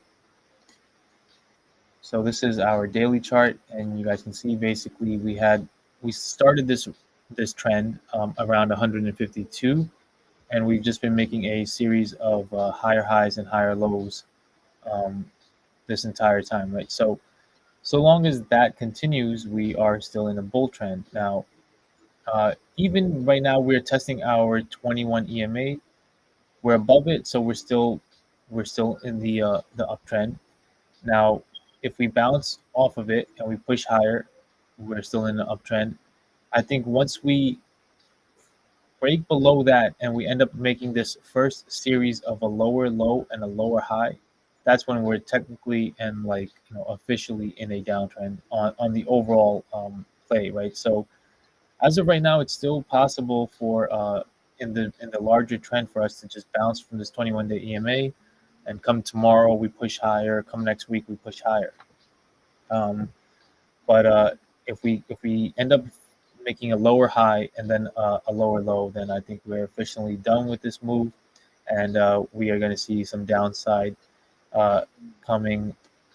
Primarily, we're going to come back and fill this gap, in my opinion, which is around the 230 area, 235 to 240, and then we have that 61.8% retracement around the 208 to 225 area. So Uh, that's kind of like the bigger picture.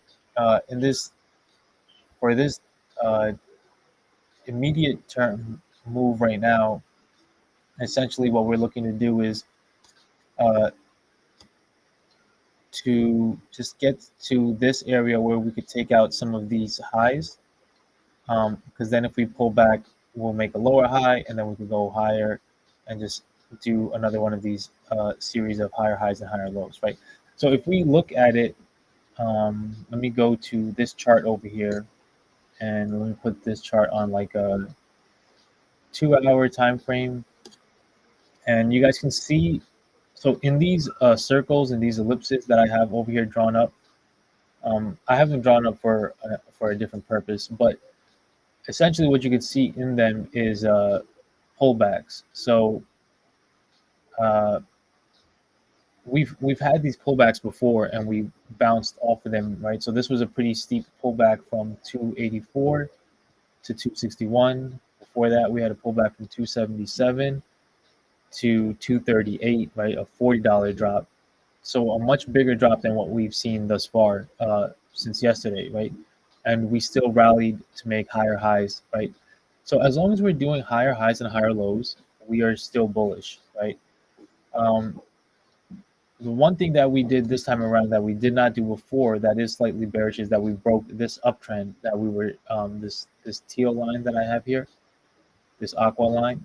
So that's been acting as a good trend line of support, and we did break below that. So that's uh, that's noteworthy, right? But essentially, we've had these pullbacks before in this rally, and every single one of these times we came back and bounced higher. And I think we could still do that. Technically, we are not out of the running for that, you know. So we'll see. We'll see how this goes. Um, but as long as we're above the 21 EMA, I think we're still in a decent trend. As long as we're still doing higher highs and higher lows, we are in an uptrend. But of course, you guys can see over here the uh, the bearish divergence, right? So we've been making higher peaks in our price action, making lower peaks in our oscillators, right? In our RSI and our MACD. So this pullback was definitely, we definitely saw it coming. The question is just whether or not we still have, in my opinion, one more move higher uh, towards that resistance at 312, 3 to 314.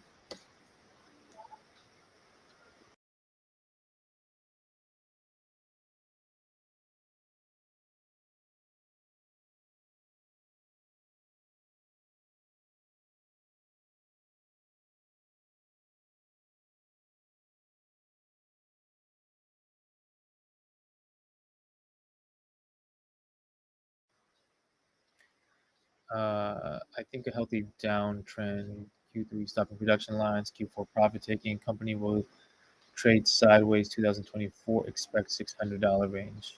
It's valid. That's valid. Um, it's easy to see on the weekly big boy charts. Let me take a look at it on the weekly. Let me go to this is kind of what I use for the bigger time frames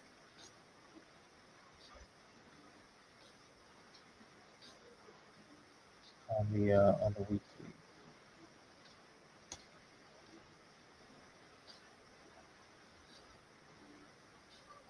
Yeah, I mean, yeah, the overall trend we can we can easily see we're still in this series of higher highs and higher lows. What I would have liked to see on the weekly is that we took out this high over here, this B wave high that I have marked, because then that would definitely set us up for um, it would be more bullish, obviously, right? Because then we have a much bigger set of a higher high and a higher low. So, but again, it's still bullish on the weekly, right? If we're looking at that, I'm still looking at this 30-week moving average. So as long as we're above the 30-week moving average, I think we'll come back down, bounce off of it, and push higher.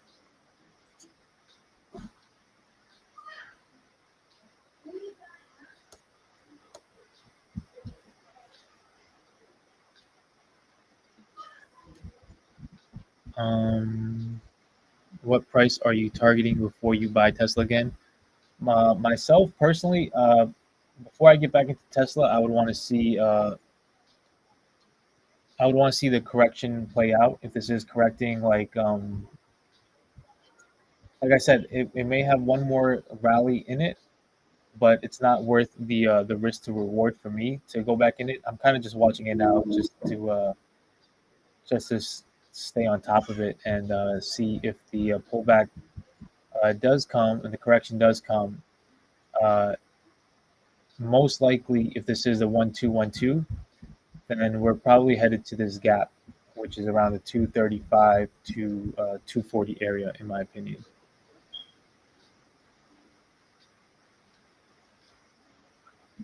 If you want to know, I do one third and add if it gives more of a discount. Tesla's a great stock, so nothing to worry about. Yeah, long term investment. I agree with you, Chris, 100%. There's no.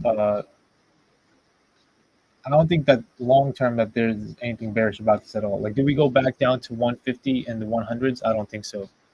Personally, I do not think so. I think the lowest that we do go down to um, is like around 200, but even that's kind of like me stretching it. I think we go down to the 240 area possibly, and from there we bounce. But long term, I think uh,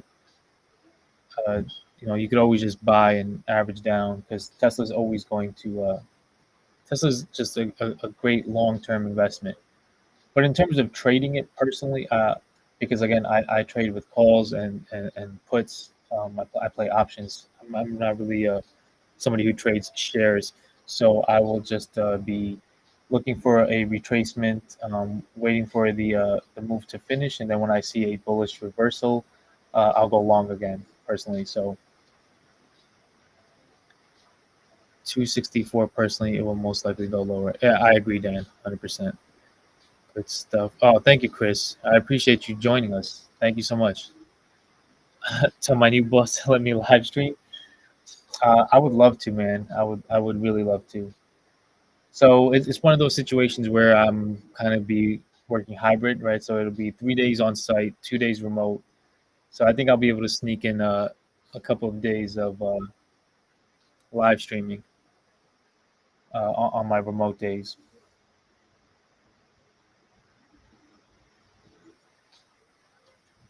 But if it was up to me, I would just watch charts forever, guys. I really just enjoy this stuff.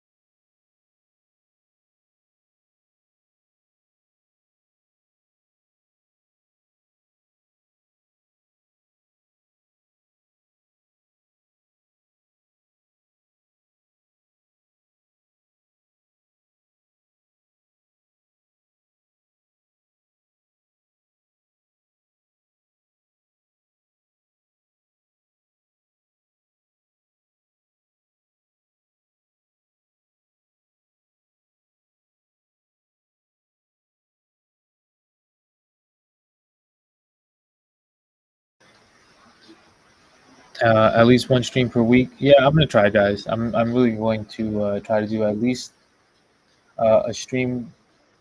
I mean, it's reasonable. It's reasonable. I think maybe the first 2 weeks are gonna be hard. Um, Actually, the first 2 weeks, I think I definitely won't be able to because I have to go in and it's training and stuff like that. So I'm on site for the first 2 weeks. After that, it kind of shifts to a hybrid schedule for me. So I'll definitely be back at it at that point. So I'll give you guys a stream here or there. But definitely just make sure you guys tune into my videos that I'll be posting, which I'll probably do like in the evenings when I get back. If there's any move that I think is coming up that's going to be a solid move, I will be posting, my analysis on that and what I think is going to be a good swing trade or whatever the case is, right? So I mean that's kind of how I started it. Uh, I've only been doing the live streaming for like about 3 to 4 weeks right now. So start off just doing regular videos, and I'll get back to that. I kind of took a break from that once we started live streaming. But whatever tickets you guys are interested in, definitely let me know in the comments and stuff, and I'll take a look at them and give you guys my take on what I think is going to be a good move. I've already like mentioned multiple times that I think there's a couple plays that I'm looking at, um, and Neo is one of them. Neo is one of them because we did just break above our 30-week moving average on a Neo, right? So I'm kind of like looking for a slight retracement on the Neo. We're at $10.45. We've been holding there. This red line that you guys see over here, this red moving average, that's our 30-week moving average. We just broke above there after basically consolidating under it for a little while. So if you guys know stage analysis, then you know uh, that's basically the first signal for a nice rally that's about to come up. There's other factors that we're looking at, but that's kind of like step one on the checklist, right? Get above your 30-week moving average. So Neo just did that, and it kind of lines up with a third wave move. You guys can see I got my wave count and stuff on here. So I think a decent rally is about to happen on Neo, right? So that's one of them. Uh, Rivian also. Rivian might be a little bit ahead of Neo, but similarly, you guys can see we broke above the 30-week moving average. I'm gonna wait for like a little bit of a pullback. I think is gonna come on Rivian, um, back towards the 30-week moving average, and I'll be looking to get in on that.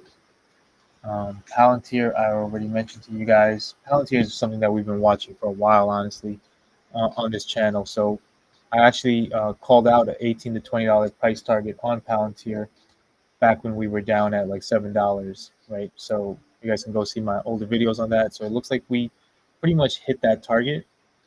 Um, we hit around roughly $18, which I think is the top of this third wave, and we should be going into this corrective move, in my opinion, for maybe like a couple weeks.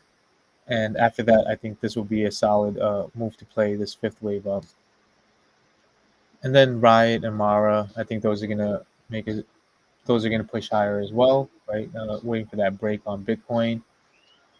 Um, so there's a lot of plays, guys, and even the tech stocks. I don't think they're all done yet. I think we're gonna go into a period of just retracement and correction, but I think they'll rally higher, including Nvidia. I think Nvidia is still not done yet. Uh, as crazy as Nvidia's move has been, I still don't think it's done yet. And just to give you guys like an idea of what I think is going to happen, uh, this move that we have, this gap right here, I believe is only the middle of this rally, starting from here. Right. So if I were to draw a fib extension, if I were to put the 50% in the middle of that move, that kind of shows you where I think Nvidia could go. Basically, that 550 level. So we'll see. Favorite beer to analyze stocks with. So I don't drink. I don't drink. Not anymore, at least. What about yours? Neo's charging platform is shit. Be cautious. So I hear you, Dan. I definitely do. My thing is, and I've mentioned it several times on this channel, is that my person like I fall into the camp of technical analysts who not that I don't care about fundamentals. Fundamentals really do matter. They do, right? But we've seen time and time again where the market is not rational, right? Like it doesn't have to be rational. And why would the market be rational when the people who make up the market are not rational, right? It's just everyday people like us, retailers, quote unquote smart money. Everybody is, it's not built out of rationality because it's made out of like humans, right? It's just human beings buying and selling stocks. That's really what the market is. And humans aren't completely rational people. So there's a lot of irrationality that goes into the market. And so, with that being said, the fundamentals absolutely do matter. But we've seen things rally when we're like, why is this rallying? It should not rally. We've seen things pull back where it's like, why is this pulling back? The fundamentals are so good, it shouldn't pull back.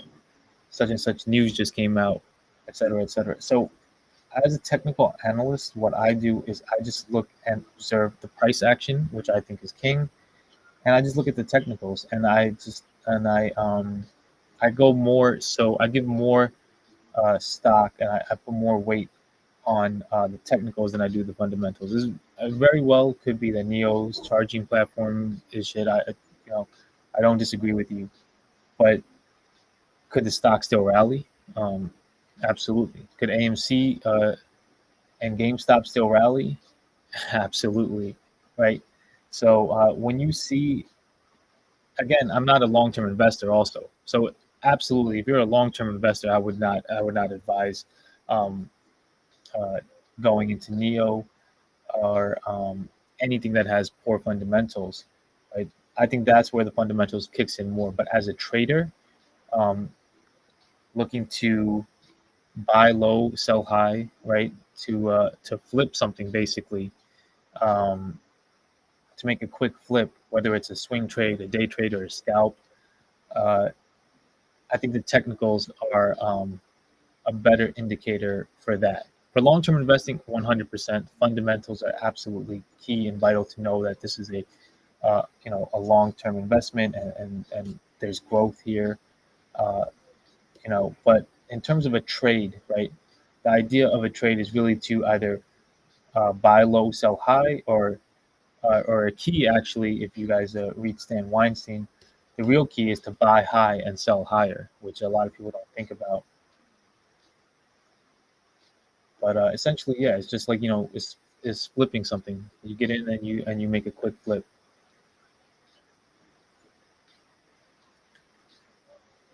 It's like we're getting a little bit of a pullback on this move up. As you mentioned, I'll have to go through this correction for Palantir for next few weeks. I got in at the wrong time for my leaps, or do you see even deeper correction than now? Oh, so Sunny, if you got leaps, like then I don't think you really have to worry about. I don't think it'll really hurt you too much, to be honest with you. Um, but so I'll tell you exactly what I think is going to happen. Again, just this is purely just based off of the Elliott wave count. So we'll have this sideways correction for a couple of weeks, then a push higher to, I don't know, like $22, $25. I'll be able to give you a better price target once this correction is done.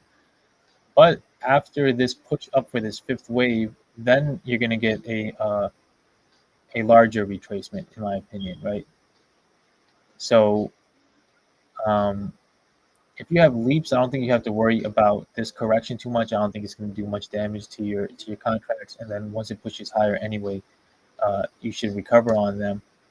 Uh, but after this move is done, this fifth wave, then you're going to get, in my opinion, another pullback. That's going to be a pullback of this entire move, right? So from down here to here, 1, 2, 3, 4, 5. This would be one larger wave, and then you would get a retracement of this larger wave, if that makes sense, right? So you could keep those leaps for this correction. It shouldn't be too long of a correction, like in terms of your leaps. But I still think that right now, if you're not if you're not down terribly, if you don't mind taking a small, uh, I don't even think you would be really down that much, to be honest with you. I think there's a better timing. I think there's definitely a you could time it better to get into this move for here. And I don't think you would even need to play leaps personally. I think this would be a nice 2 month rally if you could get past this. Um, and then you could play the downside and then get back in for the long term. So we'll see.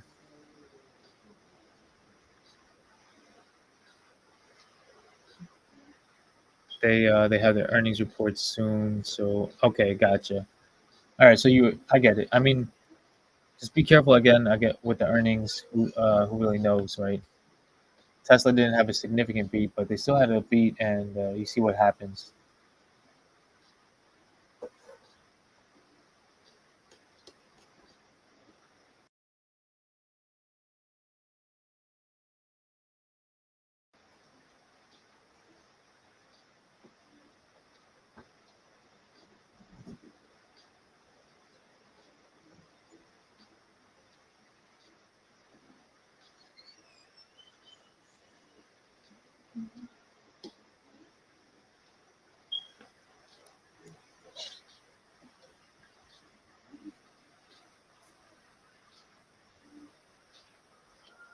See the overall market right now. It's like, I mean, SPY is on a decent upwards move here. A couple of pullbacks, but it looks like it's finishing up a correction as well. This very likely is the third wave.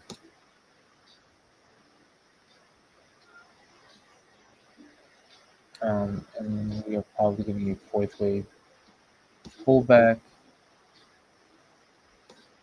right here. So I think it's just a red day for the market overall.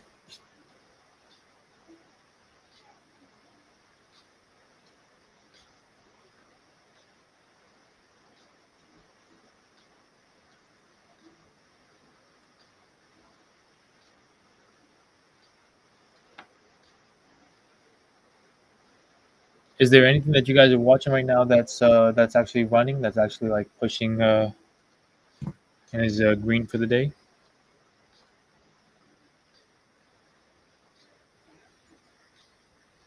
Is anybody able to make out anything on Carvana?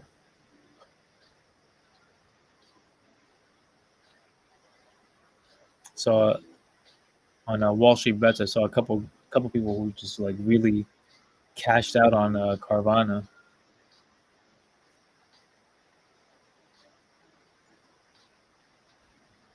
It's like Boeing's up $5 for the day. That's something that we were watching as well.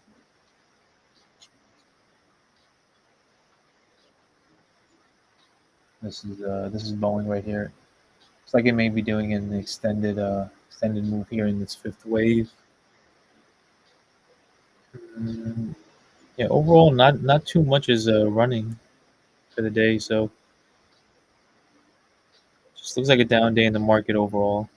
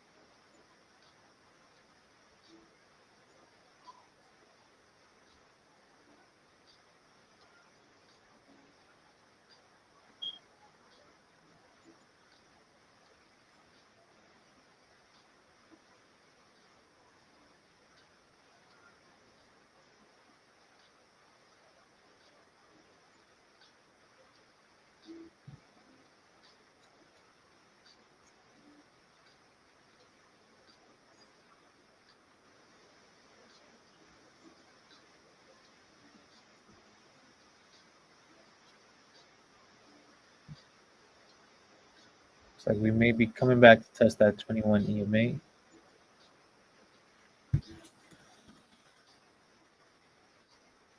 Again, how we react on our 21 EMA is going to be kind of telling on what will happen. I think in the next week or two.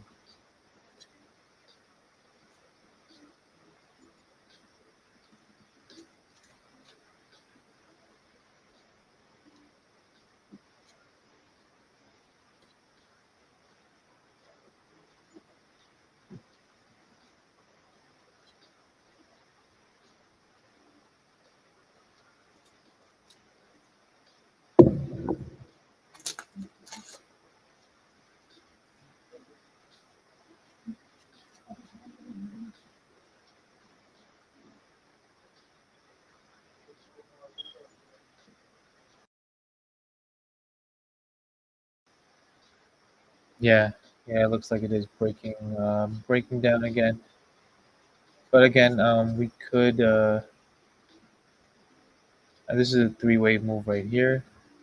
So far, is what it looks like. So we could bounce right here and just make a higher high, higher low.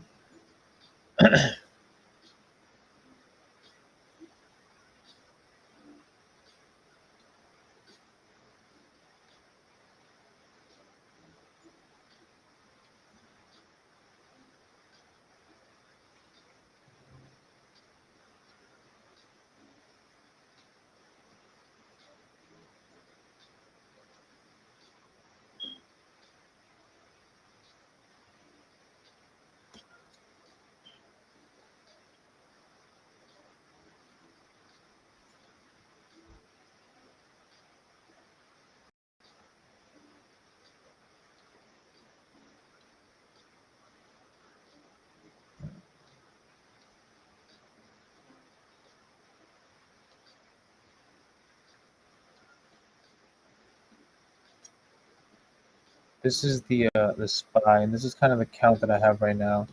And uh,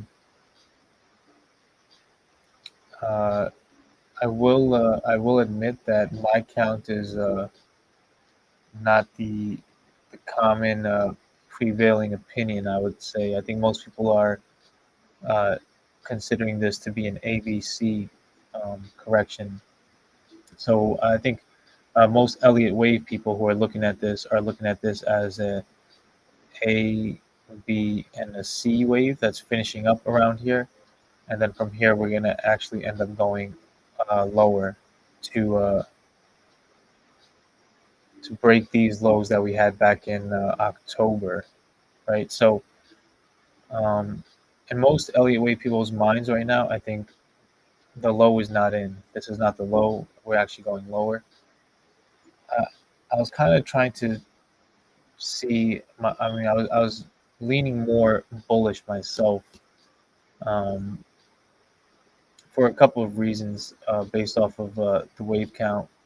But the macro picture, right, that people are looking at is that we need a three wave move down. So most Elliott wave people would tell you this is 1, 2, 3, 4, 5. This is our A, B, C right here, and now we're gonna get another five wave move down. I think. Right. So that's the bigger picture that people are looking at, and it very well may be the case that that is what's happening. Um, but if you guys see this upwards trend right now, I mean, it's still. I think the case could be made both ways. Honestly, the case could also be made that we are going to all-time highs this year. So um, on this picture, if you guys aren't familiar with Elliott Wave, really what the twos and the fours, those are the retracements, right? So and there's different degrees of retracements. So we could see over here, this was a retracement, push up, retracement, push up, and now we're getting into smaller degrees of a larger degree move, right?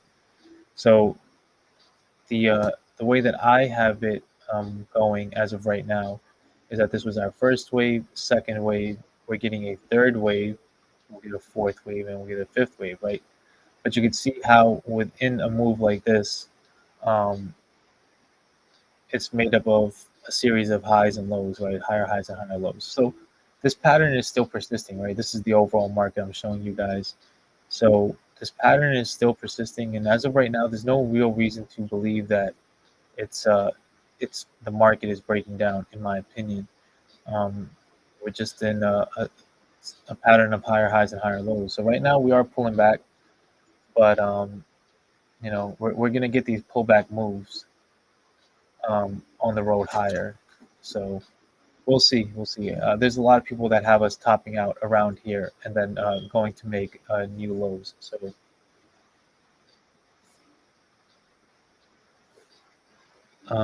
bears are crushing the market. The market is not waking up. Everyone is going to sell tomorrow. And the market is going to pop. Very, very, very possible, Javon. Very possible. I mean, uh, was this rally just like like a bubble, and now everything's gonna crash? It does tend to happen that I don't know if it tends to happen that way or people tend to think about it that way because um, we've had a very, very sustained rally, right? So I think a pullback is necessary. Pullbacks are going to be necessary on the road higher, but 100%, this could definitely be the end of the move for now. And instead of a healthy quote unquote pullback up, it could just be the break of the trend and a strong move down, and then we start back from there. But I have a limit order at 263-ish gap fill, strong support, past resistance in the 61.8. Most likely where most big money will add, in my opinion. Yeah, I think that's valid. I think 263 is definitely a good area to buy back in, or that we'll see buyers step in. But uh, me personally, I me personally, I it's not worth it to me and my trading style because I like to look for like long swing moves, and I like to get in towards the earlier part of the move. So uh, if it does bounce from 263, definitely possible. Like you said, that gap fill right here, and that would kind of align with a 30-week moving average. There's a couple of reasons why it could bounce from there, but I uh, I just don't know how much more rally it would have left, even if it does bounce from there right now. So I'm probably just gonna walk away from Tesla for a little bit, you know, and find another play that I think will have just a more sustained rally. Something that I can just get in and just let it sit for like a month or two, and then pull out later. That's just my style of trading. Is it breaking support? Yeah, it most definitely is breaking support right now on the short term. But again, what really matters is the close of the day, right? So if it hovers around 268, 269, comes back up to 270 and stuff, it's uh it's not that big of a deal on the smaller time frame. What's really going to matter is towards the end of the day, how this candle looks, in my opinion, right? Because we could finish the day higher again at 274, 275, and what you'll end up seeing is a strong wick around that 21-day EMA. So uh, unless you just see this thing fall off a cliff like right now, and just all of a sudden like push down to like 265, 260, then yeah, then I would definitely say that, in my opinion, the trend is broken. Um, but if it just hovers around here for like a little bit and the 270 area and closes higher, we're still fine. You allow room, a couple of points up or down, give or take.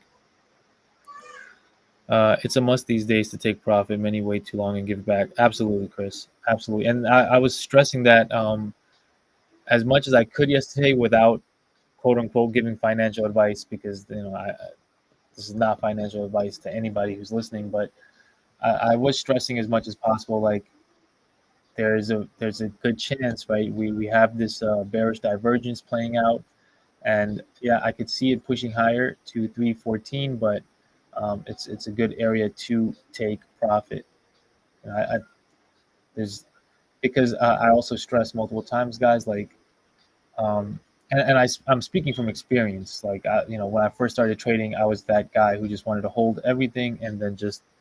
But you get burned a couple of times, and you realize when you have profit and you give it back that it's not a great feeling. So I would rather leave some on the table, get out, and then even if the stock rallies a little bit, um, I would rather leave it on the table than to have it and then give it back. So I definitely suggest taking profits, when you can, and then move on to another play and double up that way.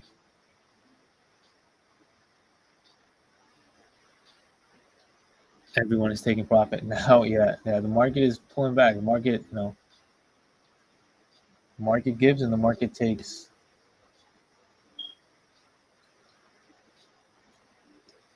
But again, guys, like this is a 4 hour chart, so I like this is where the market is this is where we are right now. So see this move, and it's nothing new, guys. Like look at this pullback, right? This pullback from here to here. Like so far we haven't even done anything yet. So I think it's a bit premature to be all doom and gloom, but yeah, it's definitely a decent pullback and a decent move for the Bears. But it's not the end. I don't think it's the end just yet. I mean, I think it's too early to call it. I'm walking away from trading a little bit. Losses are getting bigger.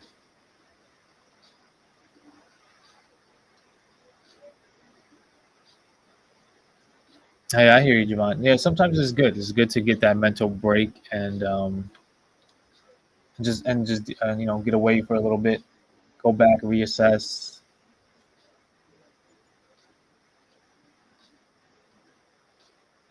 And the most important thing that I will stress to you, Javon, or to anybody, and including myself, the key uh, to being a successful trader is um, is risk management, right? It's just being able to take profit when you're up and to know when to sell when you're wrong on a trade, because it's a game of probability and you're not always going to be right. In fact, most of the time, not even most of the time, but let's just say half the time you're right in your analysis and half the time you're not.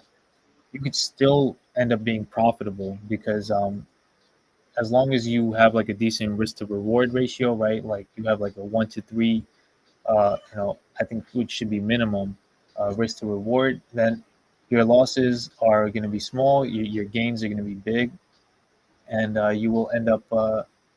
you'll still end up winning, right? So that's in my opinion the key to trading. Analysis and stuff is only I definitely enjoy doing analysis, and but it's a completely different skill set in my opinion, um, or it's just one half of the skill set needed to be a successful trader, right? Trade execution, uh, good entries, good exits, risk management, how much you're leveraging when you're getting into a trade. All of these things go into it, and analysis is like only just one slither of it. So definitely give yourself time to go back and reassess. But don't be hard on yourself. Like uh, everybody goes through it, including myself. I've gone through a lot of learning, growing pains and learning experiences. So learn the structure of the market so you're on the right side of the market. Absolutely, absolutely. Chris nailed it. Cut your losses soon and we'll let your winners run. Like that's really the key, right? Is being able to take profit at the right time, knowing when to let your winners run, knowing when, like, you get into a trade and you have to know right away, like, okay, it's not going the way that I anticipated to go. I'm just gonna cut my losses right now, and it's better to take, you know, a 1% loss than let that become like a 5%, 10% loss. So it's going back to 250. Yeah, I mean, it very well. Yo, Japan, you're all over the place. You just said you were walking away, and now you're hopping onto Carvana. Oh, you hopped onto Carvana, gotcha, and you got rug pulled. So I missed the whole Carvana play. To be honest with you, I didn't even realize what was happening with it until I think I saw like on Wall Street Bets or somebody posted on Reddit that they made like a crazy amount. Like they turned like 50K into like 5 million or something like that. So it was wild. But so you tried to get on that today and you got rug pulled. Well, I don't even know how much it ran up. You can take a look at it. What is it? Carvana. Oh wow, damn. I mean, why would you go chasing that, Javon? If you missed the play, why would you go chasing that? I mean, don't get me wrong. I've done it too. So, but you left a decent gap right here. Yeah, that's it. That's that FOMO. The FOMO beast definitely gets you. And when you really, so again, guys, right? So we were talking about like the irrationality of markets and stuff. Like that right there just shows you what the market is. It's not rational because it's made up of irrational actors, right? Like we are the market. People, retailers, even big money, like big money is they're still just people with human psychologies, like, and everybody is prone to FOMO, and it makes absolutely no rational sense, right? When you go back and you analyze it and you look at it, something's ran up that much, you absolutely do not buy. But why do we do it? Because of FOMO, because of the fear of missing out, which is completely irrational. But that's why the market is irrational. The market is not made up of rational actors or all rational actors, right? There's a tinge, or I would say more than a tinge. There's a healthy dose of irrationality built into the markets because it's made up of irrational irrational like actors, and so when something like that's why I like looking at the fundamentals are numbers, right? The fundamentals are they're rational. They tell you if revenue has gone up, profit has gone up, margins have gone up. So that's all rational, but that's not the only reason why people buy and sell. I mean, what do you guys think about that? Like, that's how I've always been looking at it. Is that just there's so much irrationality built into the markets that it doesn't make sense. It's irrational to discount the irrationality of the markets and to rely solely on like fundamentals and things like that. Like we are, and it's part of the reason why um, I like the Elliott wave method, because the Elliott wave method is built on the idea that it's built on the psychology of human beings, right? Like who are just the psychology of human beings is predictable. Like how we the masses buy and sell, and how they act is predictable. So that's kind of like what the Elliott wave theory is about. But just in general, what do you guys think about that?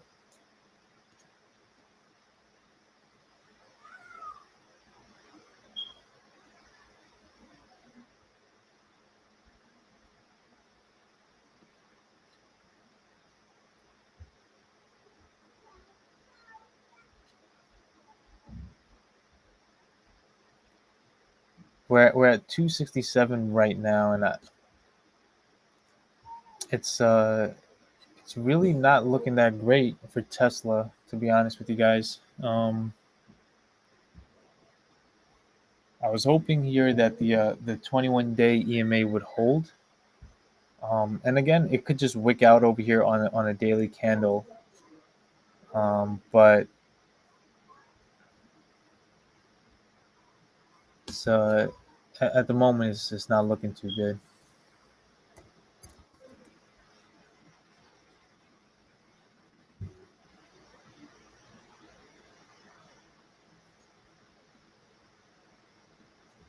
So the Nasdaq S&P 500 declined following underwhelming quarterly results from index giants Netflix and Tesla.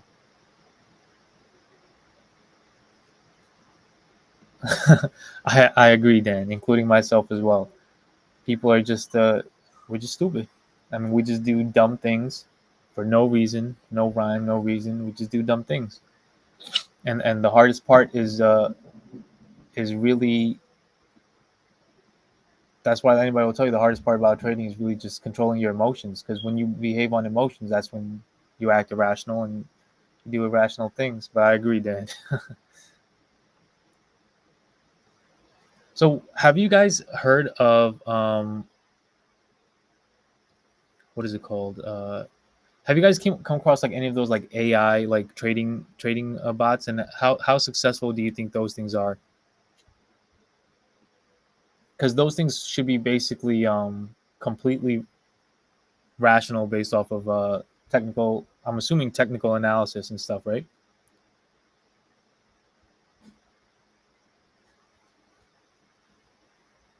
My friend just sent me one of them the other day, and it basically just gives like call outs. There's like these AI programs that kind of like give you guys like calls out like certain plays like spy, buy this call at this time, and I'm just wondering if you guys have used them, and how how accurate they are in their call outs and stuff. Learned the Elliott wave theory when I first started trading the forex. Third wave should always be the longest. Right, exactly. Third wave is usually, I would say, 90% of the time the longest. But you could have other situations where it's the fifth wave could be the longest, or the first wave could be, but those are like rare occasions.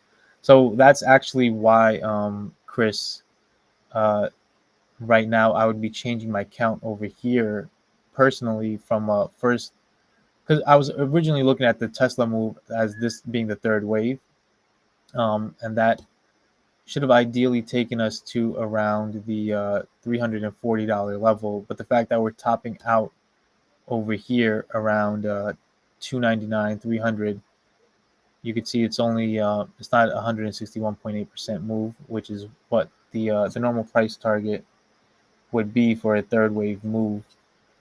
Um, it's really around the 1.236 area, right? So that kind of confirms in my mind that we're not in a, it's not the third wave that's being completed here, but actually a nested 1-2. So 1-2, 1-2, um, which will give us a deeper pullback, and then we'll get that strong third wave move that will take us to all-time highs. So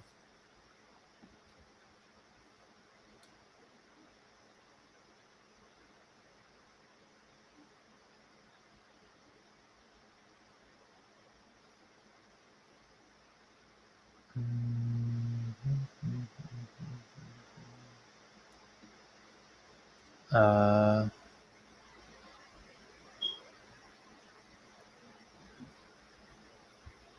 I use an AI app. It can't predict macro though. Gotcha.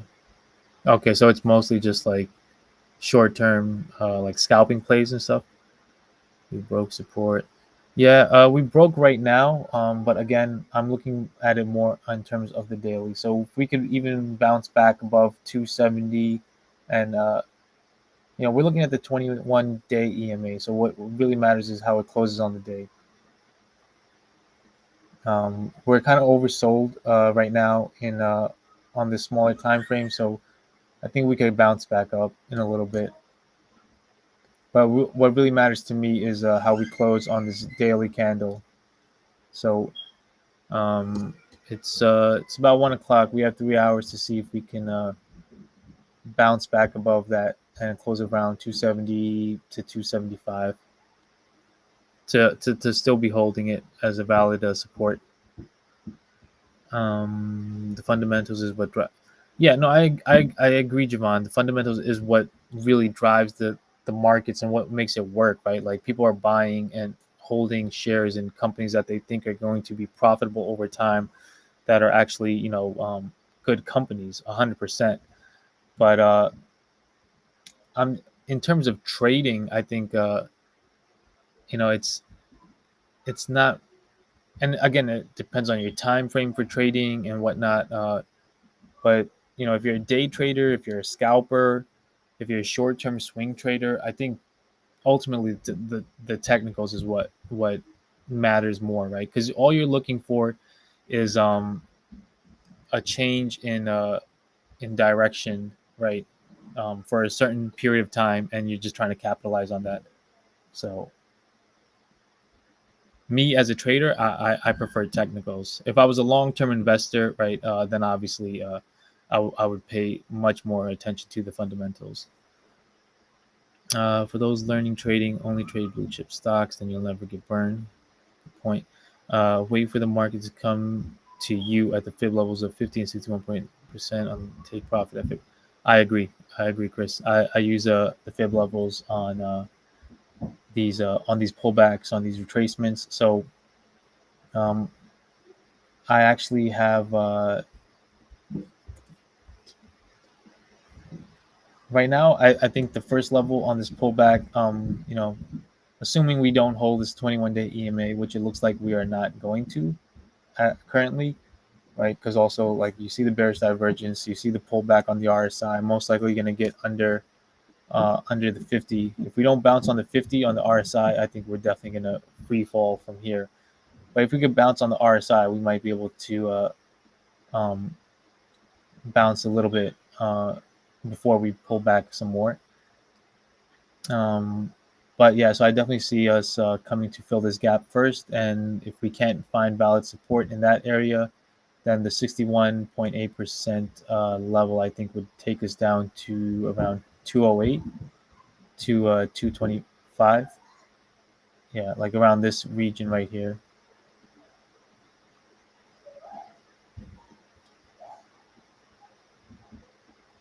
So that would kind of like be the area that we would pull back to if we can't hold 21-day EMA, if we can't hold above our 50 EMA, which kind of aligns with this gap, then I would be looking at that level.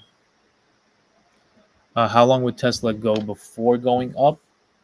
Yeah, so exactly those are the levels that I'm looking at, right? If we can't, this is the daily chart. So if you're talking about long term, I'm looking at this level right here, right? The 21-day EMA. If we could hold that, that would be we can bounce there. If we can't hold that, then likely we're coming down to the 50-day EMA, which is kind of like in confluence with this gap that we need to fill around the 235 to 240 area. If we break below that, then this 61.8% retracement is what I'm looking at around the $215 area. I was being impatient with Tesla, and I just went chasing my tails. I break all my rules on trading. I mean, look, don't, again, Javon, don't be hard with yourself. But the important thing is that you recognize it. You recognize that you made a mistake, and first you were being impatient. Um, Second, you went chasing, right? So you were looking for, you were looking to catch a wave when the wave was pretty much already done. And you saying yourself, you broke your own rules, right? It's not even my rules. It's not somebody else's rules. You broke your own rules. So you recognize that, and just you got to work on making sure that you stick to your guns next time, and you can control that FOMO aspect of it, right? And the faster you can do that, I mean, you, from what I've heard from you, like speaking in here, you know your technicals, right? You're solid on your technicals. You know what you're doing, but that's the hardest part. That's where people lose money, right? Including myself. When we break away from our rules, when we're not consistent, when we're not disciplined enough to stick with what we should do, that's when we end up hurting ourselves. So you recognize it, so that's a good step. If Tesla hits 264, I'm going to be excited. Uh, I think you'll get there, Dan. You're only $3 off. I think you'll get there. I mean, we've already had a 32 or $33 drop from 299, so I think we'll get another $3.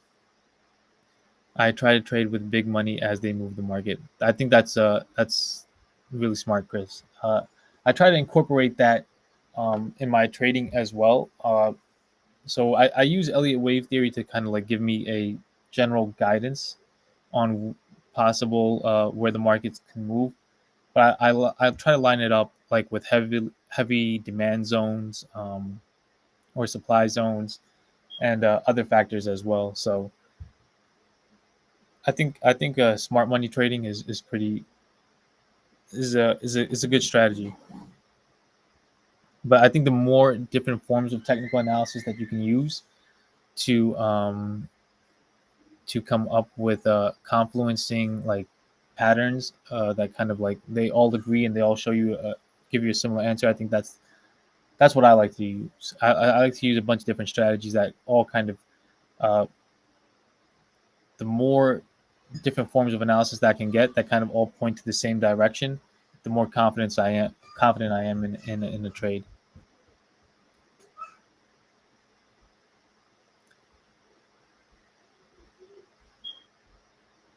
Oh, absolutely, Chris. Yeah.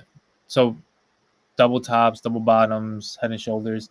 I look for those in certain reversal areas, right? So, like, let's say you got a fib level on a second, there's a second wave retracement. I'm looking at a target area of around the 61.8% retracement area, and then I'm looking to see if I can find a like a double bottom over there or a inverse or like a yeah like an inverse head and shoulders, something like that. Um, and then if it's in a heavy demand zone. So if all those areas like hit, line up on the checklist, absolutely, that's the area that you get in. So that's kind of like what I would be looking for now on this Tesla play. Um, right now 266.91, we're breaking below that 21-day EMA, most likely going to head lower. Um, so once we do, just gonna sit on my hands and just wait for all the different things to line up. And once they do, then if it's in a decent demand zone, right? Like, it fills a gap. If it hits a certain retracement level, I see a reversal pattern, um, like a hammer candle pattern or something like that. Double top, double bottom. That's when I'll get in.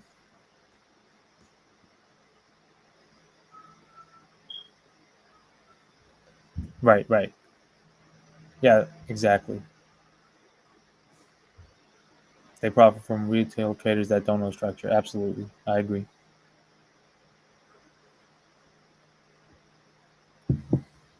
I agree. So, yeah, guys, this to bring it back to Tesla then and what we're doing over here. It's not looking great. I still think that we will at some point get a bounce because I don't think this is gonna just keep free falling like this, right? It may, but I don't think it's gonna go in that direction forever. I think soon we will get some sort of a bounce, but I don't think the bounce is gonna be um, a sustainable bounce. I think it'll just be more of a relief bounce, um, what we would call a B wave, like recovery.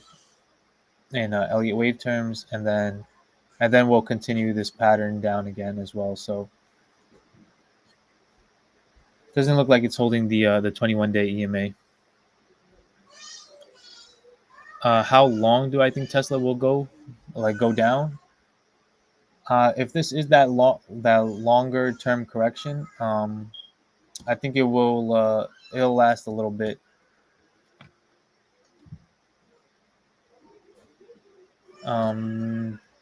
To kind of like show you guys on the bigger picture of things. All right, so this was our first wave move up, right, on our daily time frame, and then this whole thing was our second wave correction. So this lasted from January to April, to the end of April, right? Sorry, from February to April. So that kind of just shows you what a macro correction looks like, right? Now, if this is a nested one too, which I think it is, it shouldn't last as long as this correction did, but it will still take probably like a month's time to play out. I would say uh, at least a month's time to play out. Now that's not to say that's just gonna go down straight for a month, right? It's not gonna happen. It's not gonna happen like that where we're just gonna go from here now and we're just gonna go straight down like this. That's not gonna happen.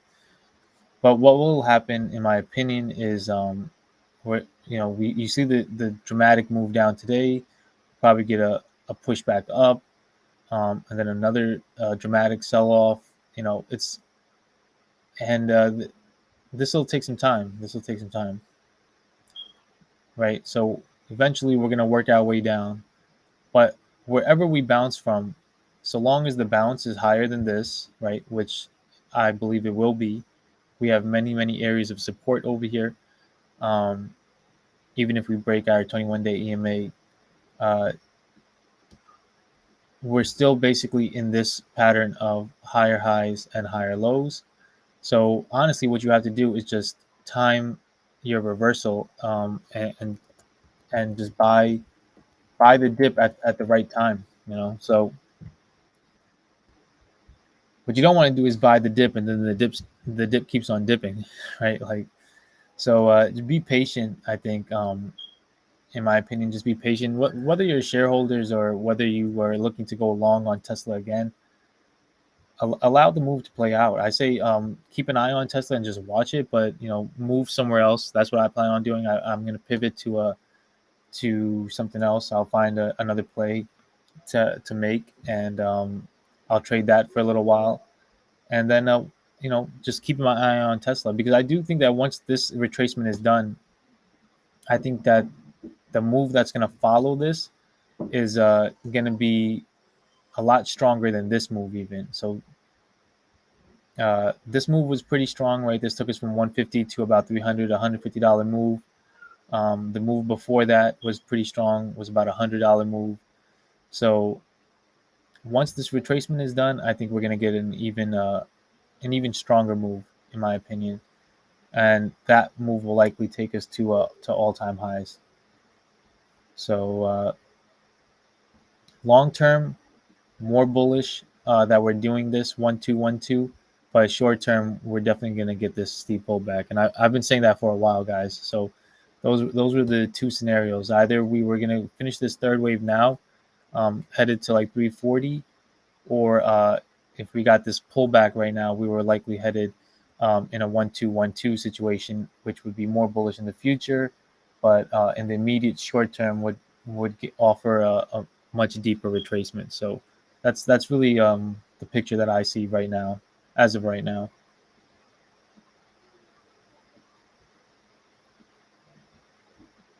Definitely a bloody day though in the market, and it's not just Tesla. It's the whole market is pulling back. So 453 on SPY, 379 on Triple Q. I think tech definitely is gonna take a little bit of a beating right now, but um, I think it'll recover.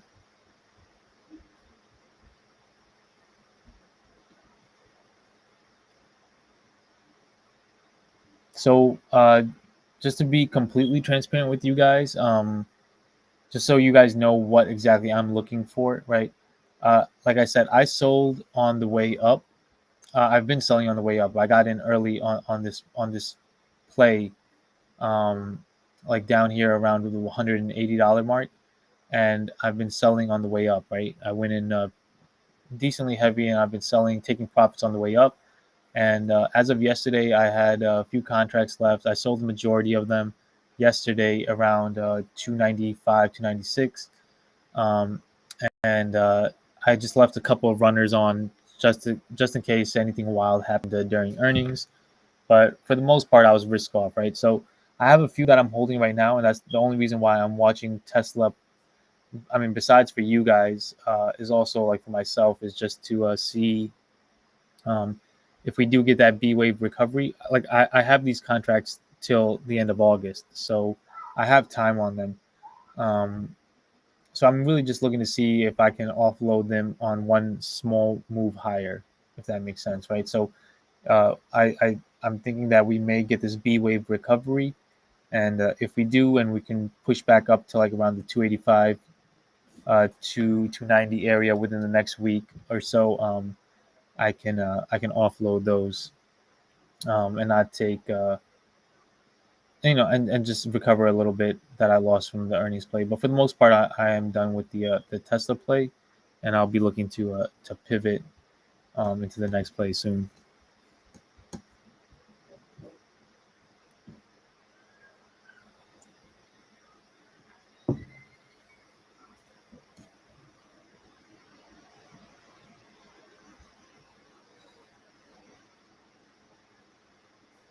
Let's take a look on a micro level and see what exactly is going on right now.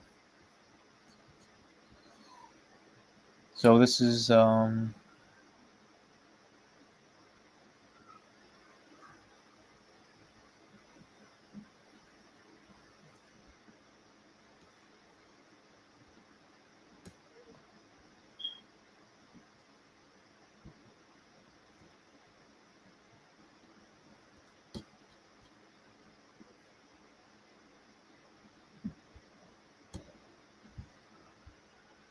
I'm not really sure if we should count this as a 5 wave move or a 7 wave move.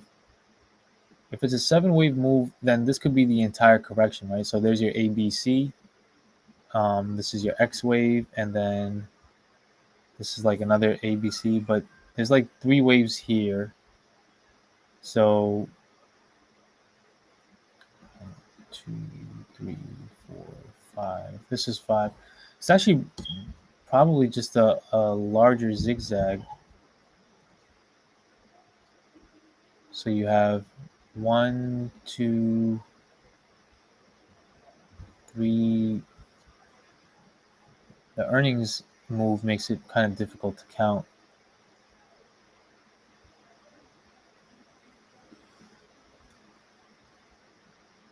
One, two, three, four.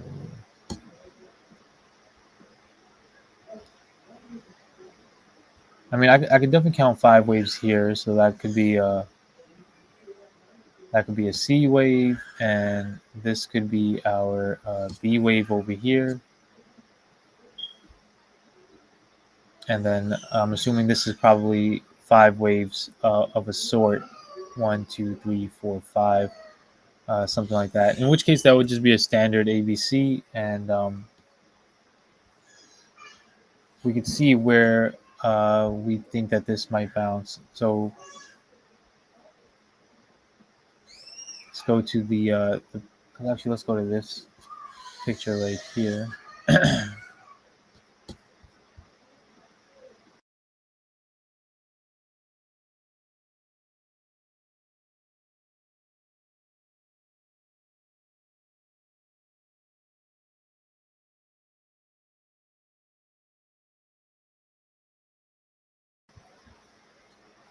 um,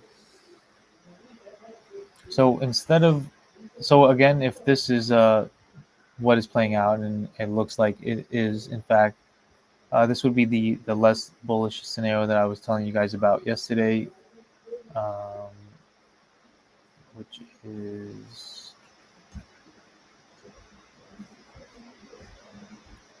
so instead of this count, we're looking at uh,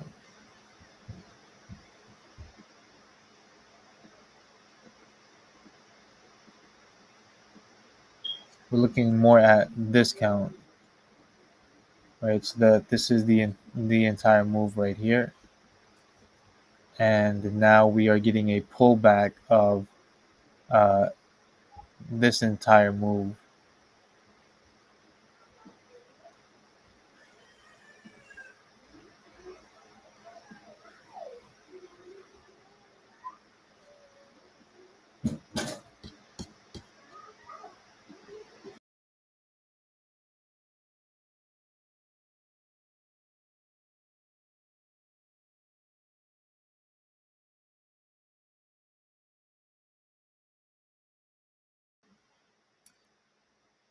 Lower low followed by a lower high could mean the start of a reversal in trend. Absolutely, for sure. That's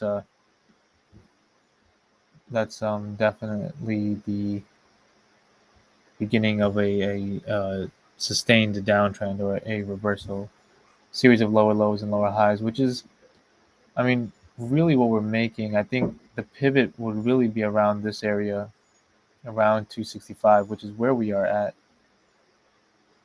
right? So that was our last low over here in this up rally. So we break that, and then even if we bounce higher, we've already made a lower low, and then we'll probably end up making a lower high somewhere around 285 ish again, a 50% retracement of this move, and then another push down. So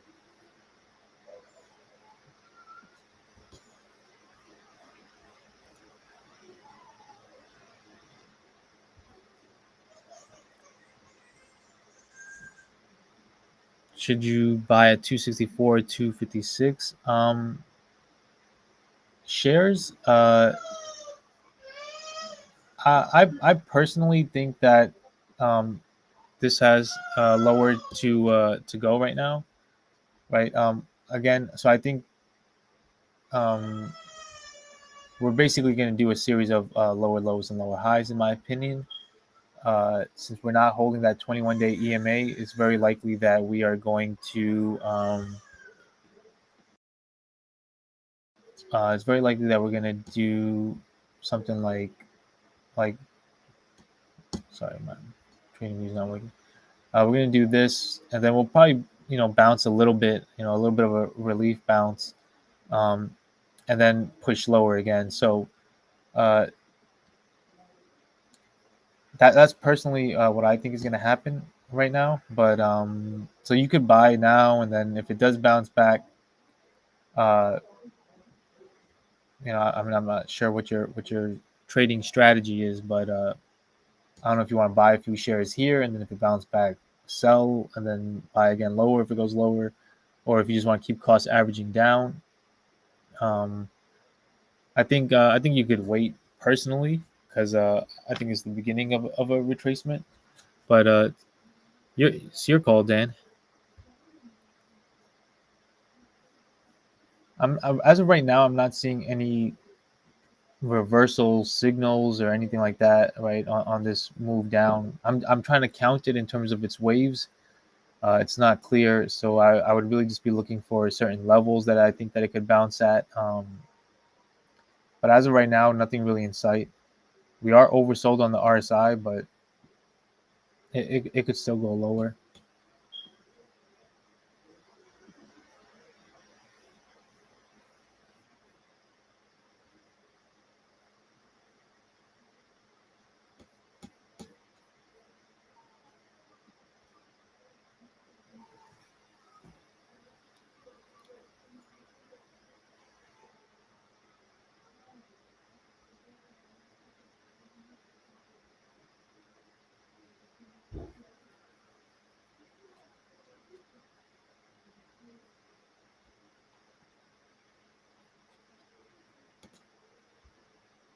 I don't know. What do you guys think? Do you guys think we recover a little bit tomorrow, or do you think we just?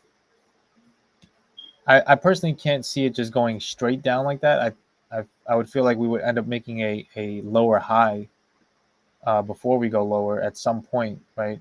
I'd be looking for some kind of bounce over here to make a lower high, and then we make another lower low. But what do you guys think? Do you think there's more room for this to just keep dropping like this?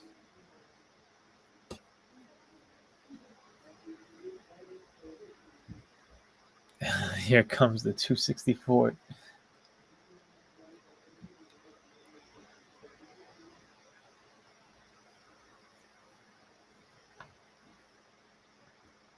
There it is. There's your 264, Dan. I mean, yeah, it's definitely a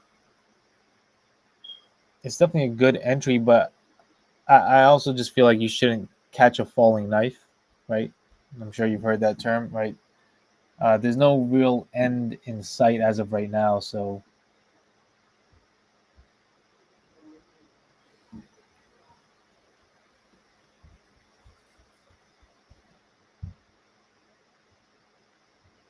yeah, yeah, no, I agree. I there was definitely this pullback was definitely coming, and we saw the signs, right? We saw the bearish divergence happening over here, and the longer that something like that happens, the more likelihood that we will end up, pulling back. So we saw it happening. I still think that there was at the time there's still room for it to make a one more push higher to like that 314 area. I was really looking at that area because that was where we had this triple top resistance. So and we also had a heavy supply area. So regardless, that 313, 314 area was gonna be like my absolute last area to hold. Um, but like I said, I took profit on the way up. So I had a couple of contracts that I just held yesterday for the earnings, but I was looking to sell those around this technical area around 314 to 310. But it gave a little bit sooner than I would have liked around the 300 area. So it's fine. It's not. It was definitely a move that was gonna happen.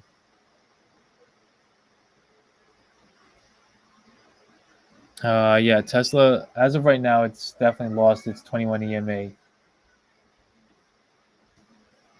and right now it's testing its 30-day simple moving average, which is another one that I like to use. But a break below the 21 EMA um, is pretty significant in my opinion. The market maker could be working on the right shoulder of a head and shoulder pattern, a reversal of a head and shoulder, Chris.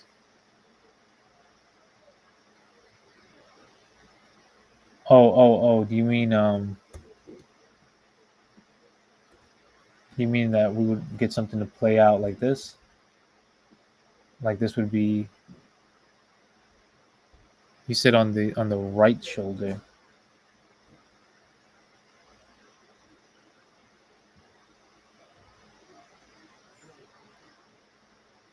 at the neckline at the moment.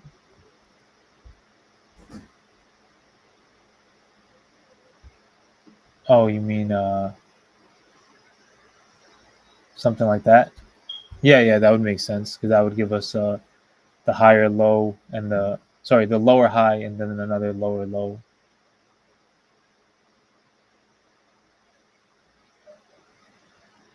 What wave is playing out here?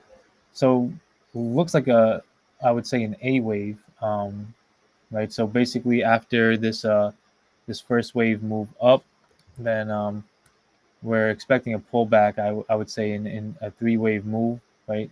If this is what's playing out, very likely we're getting in what we call in Elliott wave terms a zigzag, right? So pull back, push up, pull back, and again that would confirm like what Chris just said about head and shoulders play, right?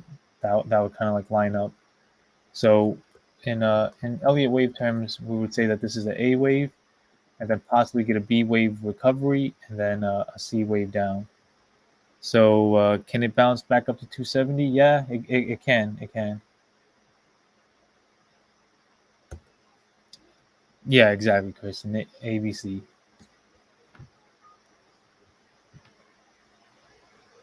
Now, um, I feel like there is one other possibility. I just don't know how strongly I feel about it. So I don't want to like get anybody's hopes up or whatever, and then people think like, oh, okay, so that's what's happening here. It's a lower probability play, but we could also end up just getting a flat over here as opposed to a zigzag, um, where this is whole thing is our A, and then we get a B wave higher, and then a C wave, right? So that would be our flat correction.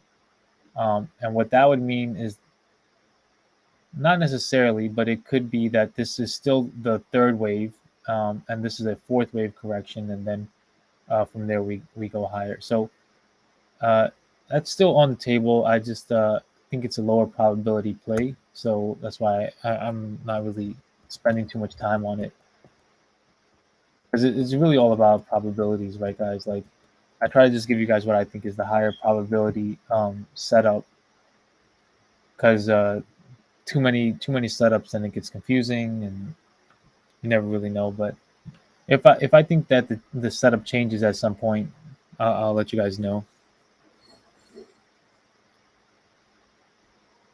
Time to go surfing. That's awesome. Aloha. Thanks, Chris. Appreciate you hopping on. Take care. Enjoy the waves. Ride the third wave for us.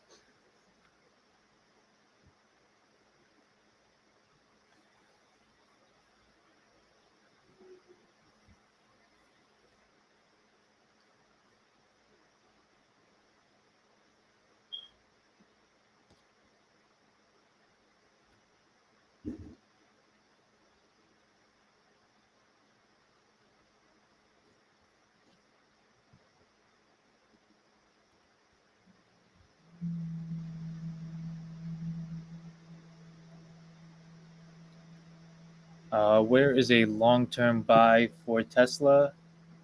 So again, depending on how this correction plays out, I would say uh, I would probably look for an entry around 235 to 240, right? So that we have a gap over there. Um, I think we may come back to fill this gap. That's the green highlighted area. Uh, if we push lower than that, then another area would be around this area here, this yellow box that I have highlighted, which is basically around 225 to 208. That would be our 61% retracement level for this entire move up. So you're gonna have to kind of like watch how this structure plays out, and then also look for a meaningful reversal signal in one of these areas, in my opinion. And when we get when we get closer to that level, I'll let you guys know if I see a meaningful buy signal. But as of right now, it's really too early to tell, in my opinion. But the fact that we are breaking, so again, guys, the fact that we're breaking the 21 EMA is not necessarily the reversal signal. Um, it's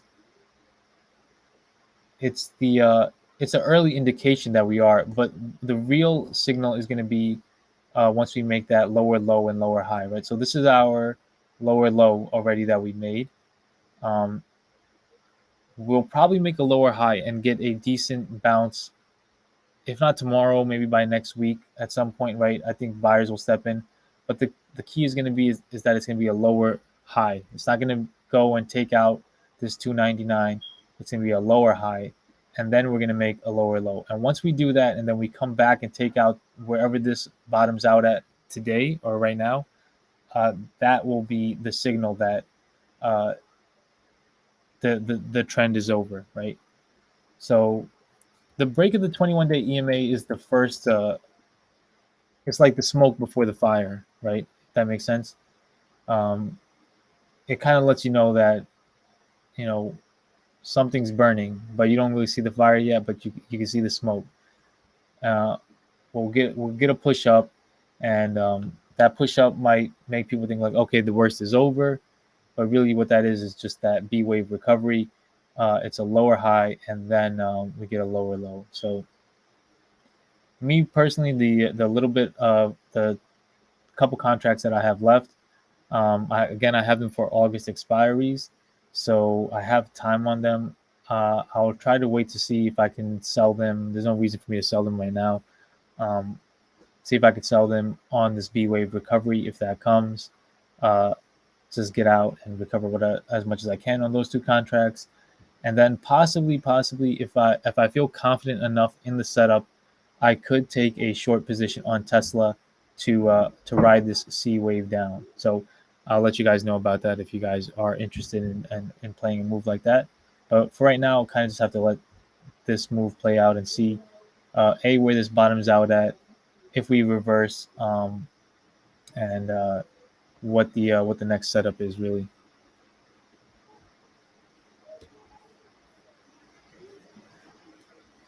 So back over here, on the micro, then heavily oversold in on a smaller time frame.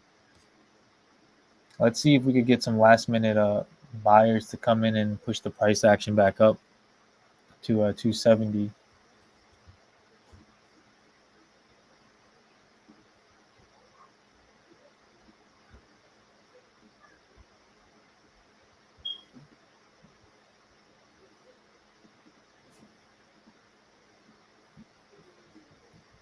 There's our downwards resistance. See if we could break that with any decent volume.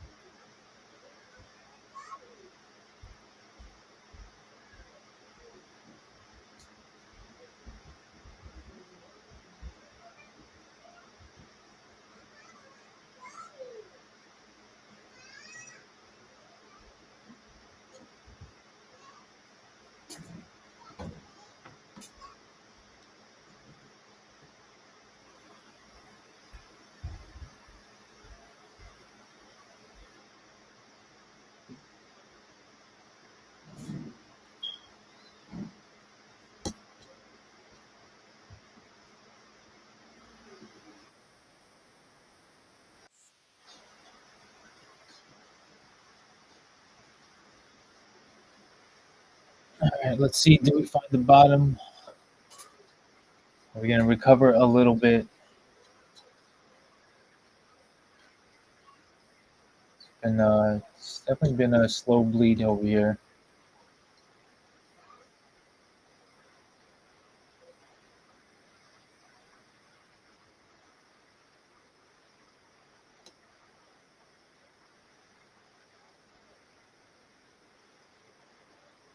All right, so this could be like our zigzag 1, 2, 3. I really don't know how to count this in 5 waves. It doesn't look like a 5 wave move. Um, but what it could be then is, like I said, a 7 wave move in the sense that this is 1, 2, 3, 4, 5, 6, 7, something like that. You got an ABC, X, another ABC, um, and that could be the entire correction right there. And if that lines up with the triple Q, 1, 2, 3, X, 1, 2, 3, we could push higher.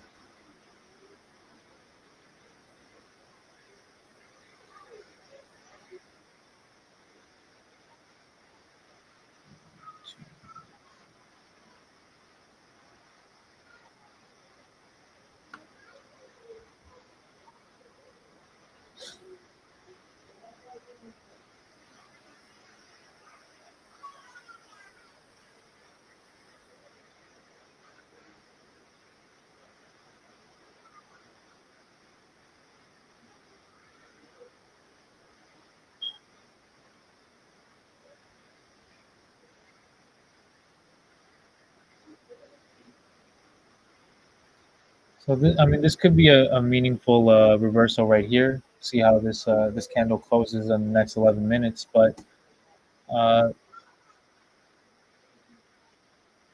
it's a good chance that right here this will be a meaningful reversal pattern right here.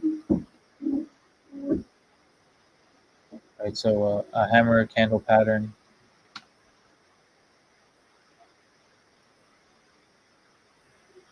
You just never really know like when the bottom is completely in. So I know a lot of people want dips, and then when the dips come, it's like I should have bought the dip, because then you see the reversal. But it's not easy. It's kind of scary to buy the dip when something you see something falling for so long.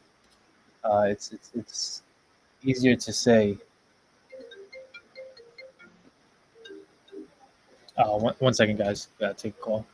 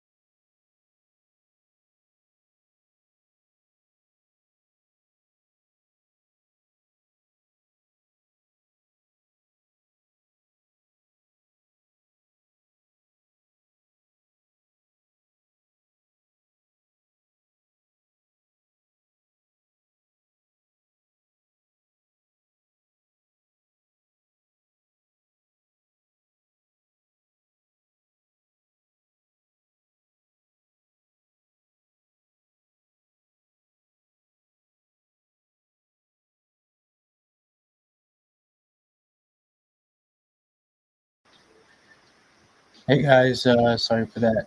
Just had to go uh, go and grab something really quick.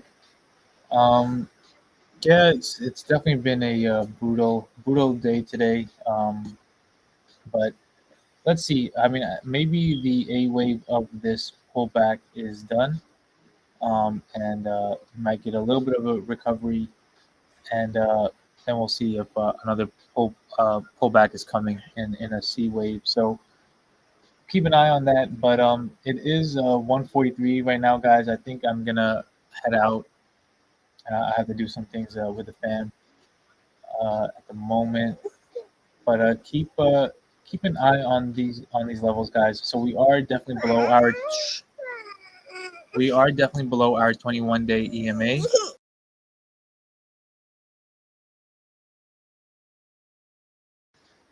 We are below our 21-day EMA, and if we could bounce over here, we could push back up to like that 280 area. But then I think that might be the lower high that we're looking at, and then another pullback. So uh, if you guys are still long right now, just be cognizant of that. At 280 to 285 might be a topping point if we start to push back up. But other than that, I mean, if we keep falling, then our next levels of support would honestly probably be as low as uh, that 240 area where we have our 50-day EMA. So um, other than that, guys, I think kind of just have to monitor it. I think maybe tomorrow we might get a little bit of a relief bounce, right? Not just for Tesla, but just the market overall. So we'll see. We'll see. What's really going to be important, guys, is pay attention to how the this candle is going to close. All right. So it's already looking pretty weak on. It's already looking pretty weak on the daily. Um, how it closes is going to be pretty telling, right? So if in the next 2 hours you can make a little bit of a bounce, and we just wigged out uh, below our 21 EMA, that could still be a decent signal for a reversal to take us back up, tomorrow and the following week. But that's really it for right now, guys. Until then, I think like this right here could be the beginning of it, but you never really know. So there's a chance in the next 2 hours we could rally a little bit and still end up closing around 270, um, maybe higher around 275. So we'll see, we'll see. But I think that's it for me today, guys. If anything meaningful happens, I will probably just like notify you guys in a video, because now it's pretty kind of clear like that we're getting a change in the move right now. So I'll make a video update for you guys. And other than that, if you guys have any questions, just leave it in the comments section. If you guys could, please like the video, subscribe. If you guys haven't subscribed already, you guys find the content useful, and share the content. And I'll be back live streaming tomorrow. It'll probably be my last day for a little while, so I'll be back on at 9:30 in the morning for you guys, and we can kind of talk about what we think is going to happen going forward. So that's all I got for you guys today. I appreciate you guys staying on and showing love and support. And we'll be back tomorrow. All right, guys. So that's it for me, and I'll talk to you guys soon. Peace.